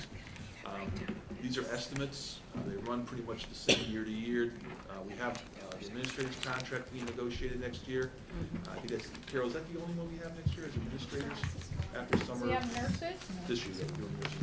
Nurses, no, we're doing paraprofessionals now. Yeah, Nurses' contract ends June 30th, 2020. so we could be starting that Nurses and this year. administrators. Next year, though, we have to do administrators, because that's. And the next time. year, we have to do administrators. Yeah. And Okay. administrators, and I think that's it, That's because it. the facilities is a 4-year contract. Okay, perfect. Professional development, same level as the current year, attendance at various regional and national conferences. Travel associated with that. We have some printing. Is that for the whole board, that travel? What? There's nothing for the board. We need nothing. We got nothing. $400. That was wiped out. Oh, you wiped it out? No, I didn't wipe it out, it was wiped out. Dave did. You could go to Dave Finn did, right. Stadium in Derby. 8,500 we for get- travel, that's- for travel that's at the where we get to go. conference? Football What game. conference you Yeah, go, you where's go to was that, in Finn Hawaii? And I gotta pay my own gas. Can I? I'm taking No, I it. haven't been, I haven't been I'm to any taking over. conferences this I'll year come because get you. across the district. I sometimes go through grant funding. Yeah, he's biting the bullet. I wanna know, if you're going to Hawaii, I wanna go. Yeah, my brother lives there. Yeah, I don't know how far he's gonna get with that money. And there's Yeah. various district materials that run through the superintendent's office that are done, posters, how to divine, and things of that nature. These are not things that Chris is necessarily doing, it's, they're handled through the district. This is to run the office. The various office supplies and things like that, paper, et cetera. And then dues and fees, same level as current year. bless you. $1 increase. Okay. Any questions? Bless you. Kathy. Thank you. I don't think I had the first page in here for some reason. Am I missing something? What was the first, could you just really quick flip to your first tab? Save Gotta it. stay after. Go back to it for you, I just wanted to save it. I'm missing one, it's not a big deal, but. Maybe not. Which page are you looking for? I don't know, like the first one that you That were one? looking at. No, but then the next one. Hang on, that one, Yeah, go. that one. This one. That's a nice. It's your I handwriting. email, it's right there, I I emailed don't know those to why, you. oh, because again, I don't want that either. that line item's not on this one, so that's why. I emailed you this, you have a copy of this, everybody's got a copy of everything that's been presented That's so it? far. Okay. I emailed it to everybody, open your email, don't get shot, there's Okay. a whole bunch of attachments. Thank Got you. it. Okay. District-wide expenses, Subs are going down. Yeah. and this is a work in progress. These are areas that we're still trying to figure out where some of these things may have to be assigned. But like daily substitutes, that's handled through Carol's office, but I didn't want to put it in HR necessarily because it's not HR expense per se, it's a district expense. These are for all the building subs that come in on a daily basis, along with long-term subs. You can see the amounts that we had budgeted in prior years. We're seeing that the daily subs is not being charged at the same level as we've had in the past, so I've lowered that. But we did raise the substitute long-term substantially this year, and it seems to be working out pretty well. That was underfunded in prior years, so that may be helping out. I don't know if it's a truism or not, but it is, daily subs is running lower. The staff salary is non-certified. We are required by state statute to provide a nurse to Holy Trinity School, so that's the cost of the nurse. Excuse me, what definition of long-term sub? what's long-term stuff. So, if we have a teacher that goes out on a family and medical leave because she's going to have a baby, she can take up to 12 weeks under the family and medical leave law. And the state requires after 40 days in any long-term leave that we have a certified teacher in that position. Yes. Gotcha. So that teacher, that sub makes $290.85 per day, and that qualifies them as a long-term sub because essentially they do all the jobs of the teacher. Okay. And that's taken from the bachelor step one, right? Bachelor step 1 divided by 186, yes, gives us our per diem. Thank you. And we have a demographic that's having babies. We have a demographic that, well, It's better this year though, right? It's better, but unfortunately, we've seen a number of serious illness cases as well this year. Yes.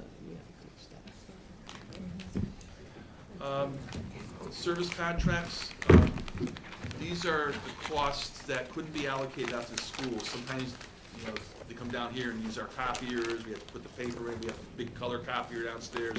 So we're still trying to figure out a way to divvy that up. And the same thing with the equipment rental. We have the copier rentals down here that everybody kind of uses. Everybody has their own copiers, but I didn't want to put this in somebody's, like superintendents or assistant superintendents, I put it in the district, because we all use it.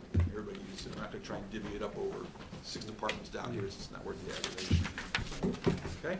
So that's all the district stuff. Okay. And the last one is grants. We've had in our budgets in the past, we identify grant revenues, but I thought it'd be helpful just to show you where those monies are being used in our budget. And I may expand this a little more, but I haven't figured out how quite to do it, but you can see that we're getting, in the budget this year coming up, 2020-21, we're gonna have $1,377,000 in grant funding available to us for certified admin salaries. Excuse me, that's in the wrong category, I should move that down one, I apologize, that should be teacher salaries, because they'll be paying for our whole, and I put it in the wrong bucket, that's for teacher salaries. And then, non-certified is $52,358, and what it is you can see here, IDEA, Section 611, IDEA Section 619, Title I, Title III, and Project Excel. This is the monies that we're getting projected, because this is for 2020, 2022 grants. These grants are coming down from the state and the feds, and they're 2-year grants. So right now, for example, we're working off a 2019 to 2021 grant. That means if we don't spend the money in the first year, it carries over to the second year. And we report this out to the state of Connecticut every month. We tell them how much we spent. We draw down on them, and at the end of the year, we get audited on these. That's the ED 141. It gets included in all reports. The report I gave to the finance subcommittee showed the audit for the auditor. He looks at all this stuff. So these monies are coming in, but what's happened is because the boards had to make up and cover deficits in areas in prior years, it used to be where you usually spent some of the first year and you had to carry over into the second year. And what's happened now is, with the last year in particular, we had to use the second year of most of these grants to cover a deficit in 2018-19. So there's no more little bit of a cushion that we can use on the grants. The grants are being spent on a year-to-year basis, the entire grant. So there is an impact on having budgets that are at the levels they're at, because the grants are being utilized 100%. And that was one area where we did have some flexibility, because the people are being covered by these grants. We have people allocated to these grants, they're being paid. They're in the numbers you saw. This is a reduction against those numbers. And coming up, you know, we'll have to take a look at exactly when the Project Excel ends. We're a 5-year grant, and we're in either year 3 or year 4 on some of this. So if we're going to continue to utilize TESOL at the level we are, we're going to have to find a way to fund that, you know, at the out year of the grant, unless we find another grant, which would be highly unlikely. So all of our TESOL teachers are under that grant? No, Or no, just one. Just the Not one? all. Oh, okay. It's a little over one, actually. It's, and then the same thing with, we have non-certified people that are covered by the IDEA grant. And it's, again, this is the same thing. So we're starting to get into a situation where the grants are covering those people and they're built into our budget, but we're living on a year-to-year basis on the first year of the grants, okay? So just to highlight it, because I know sometimes it comes up during the budget process downtown, they think we got millions of dollars sitting over here with these grants. That's not the case anymore, you know? And it's not money that you can take, I mean, I know it's obvious, but to say, if you have money in the IDEA special needs, you can't say, let's buy new uniforms for the football team. Right, Yeah. yeah, It's yeah, prescriptive. it has to be, it's restricted. It's designated, and you have to use it for that. If You have to use it. If you don't use it for that, you get audited, you get rid of it. Yeah, get a big old fine. Can you go up this sheet here that we got? I know it doesn't include tonight. But is it basically telling us up to Monday night, the budget increase that you're looking for is 4.98? Basically. Well, we're not looking for that. No. No, this is what If- you if we- presented to I us. sort of reformatted that thing to Okay. have it be a little more understandable. Yep. And, this is And what you're that- referring to? Yeah. So the ones in red are the ones we talked about previously. I organized them by account number, so it's easier to follow. Yep. And down the bottom, I cleaned this up so you can see, if we gave everybody everything they'd asked for, it's about a 5.66% increase. Right. And with our work here, at least, from our perspective, the items in red are what we're saying are things for consideration moving forward. And Right, that'd be for our about consideration. $1,450,000, and we're looking at about 4.98. And that doesn't include tonight? That doesn't include Okay. special ed? That That includes doesn't include teaching more? Includes Yeah, everything's in here. So Diana, one of the In possibilities. this red? No, it's not. If it's new money, It yes. says technology equipment was the last. What about like the curriculum writing and all Special that? Yeah, ed. it's not, because Go down the curriculum bottom. writing It's not says- all new money. We had $100,000 budgeted in that line, so what's happening is, I don't mean to be confusing, if Yeah, you look it at, is. bear with me. Yeah, because it's like curriculum writing, there's 90,000, you said 80, and then I noticed like the And science. there's 10,000 for, 75, or not there's science, 10,000 science for is not even in there. professional development, so that's new money. Well, what about all the special ed stuff? That's not in there? That's in the schools, remember I was telling you it was up in the schools? Here's the .5 FTE counselors, here's a social worker, these are all special ed areas. So this is everything, Yeah. is But where's the 4.9? curriculum writing? It's in here, I saw We- it. Where? Okay. And the teaching and learning, this is, 5322, Amy, that 5322? says professional development. That's not, We have Curriculum writing, $100,000 $90,000? budgeted, right, well, 98,000 and change budgeted. If it's already budgeted, it's not new money. If I Okay. spent Not new money. 98,000 again, and it included curriculum writing, it's new. okay, so the okay, so, You know what I'm saying? but, yes, It's not but the what about levels. what about the 60,000 for the science kits?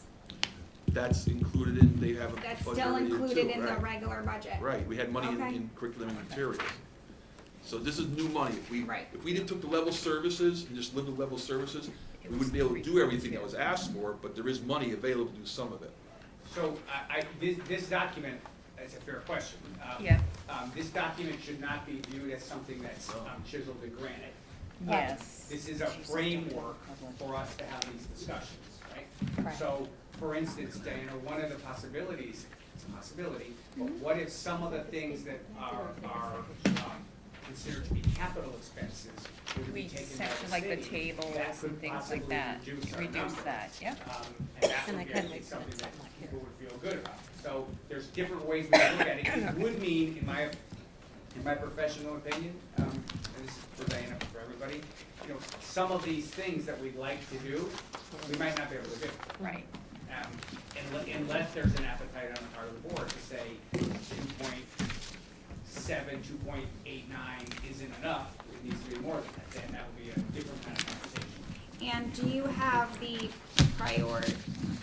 of the prioritizing with the, obviously with the principals? Like, if we have to cut something, what's, obviously what they would prefer. Well, they made individual You would suggest to presentations. us to say, Yes. We'd have this to is call their back number in. one priority, I'm assuming you're gonna tell us that.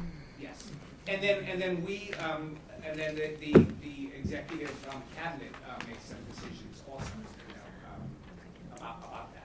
So on Monday, you will have a proposal for us of what you think is a reasonable request gleaned out of this. Is that Sure, what we- are we ready Or for are that we on Monday? doing that? Yeah, I was just gonna ask what happens next. Yeah. I would, Kathy. Okay, It's up so- to Kathy. I would think maybe a discussion on Monday. Right. Monday would be the discussion. You're, So wait. you're going to give your, are you gonna give your recommendation or no? Well, so my preference would be to continue a dialogue with the Okay. board, so that we are, so that the recommendation isn't something out of left field, and then Right. they say, well, what is this? So that Okay. we're- So that's why, you know, maybe I sent too many notes to the board, so, but I talked about prioritizing to get a sense of what you're thinking of as the priorities. But now with the realistic background around what do we have to spend money on, for instance, special education would be an example. What are some of the needs? We talked about curriculum, as an example. Yeah. Class sizes, we haven't really talked a lot about this. We'll get back to that on Monday. So we can kind of come to a meeting of the minds, and then we can come and give you a proposal that you can hopefully not have to tweak too much. as It's opposed gonna to- be a good locker room type Bring the snacks. conversation. Well, I don't, Six you know, we better just for had you? we just had some training today about. Yes. All right, We So had quick sexual resolution. harassment training. So I don't know that locker room. You might have to come. Yeah. Make it Jimmy's mandatory. not on the. 2 o'clock tomorrow, be here. Be here, 2 o'clock tomorrow. Tomorrow? You could be in the class. Are you doing, what is that? I'm like doing it 2 a week. like a sensitivity type thing? No, there's no Oh, my sensitivity. wife This is Black or what it white? is. This My is wife har- wanted me to sign up for This that. is hardcore. This is hardcore You section. better bring a recorder. This is the non-sensitivity. Non-sensitive, Stuff you I can't don't need do. that one.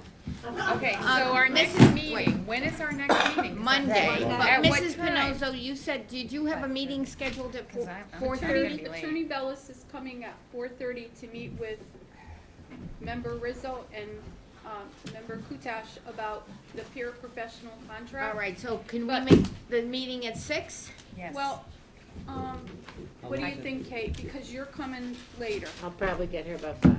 Okay, so that would give us an hour to all be together, so if the board is favorable to great. that, it I would be might good. be- Is 6 okay for Yeah, everyone?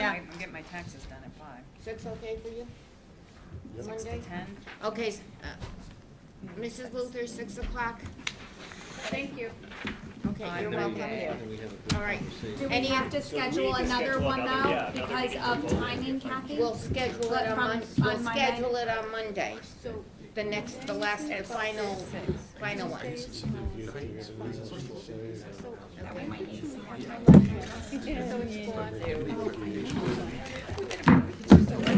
I'm bringing Six. Sunday. Process, Chris, can be so- I'm bringing Mr. Sunday. Belton, anything else to say? Dr. Clouet? No, nothing else. If there are any questions or observations or comments, please forward Snack them requests. to us. I love my pink gown. To work on them. I'm gonna be going back through these and working with my staff, just, cleaning them up and making sure there's no typos and things.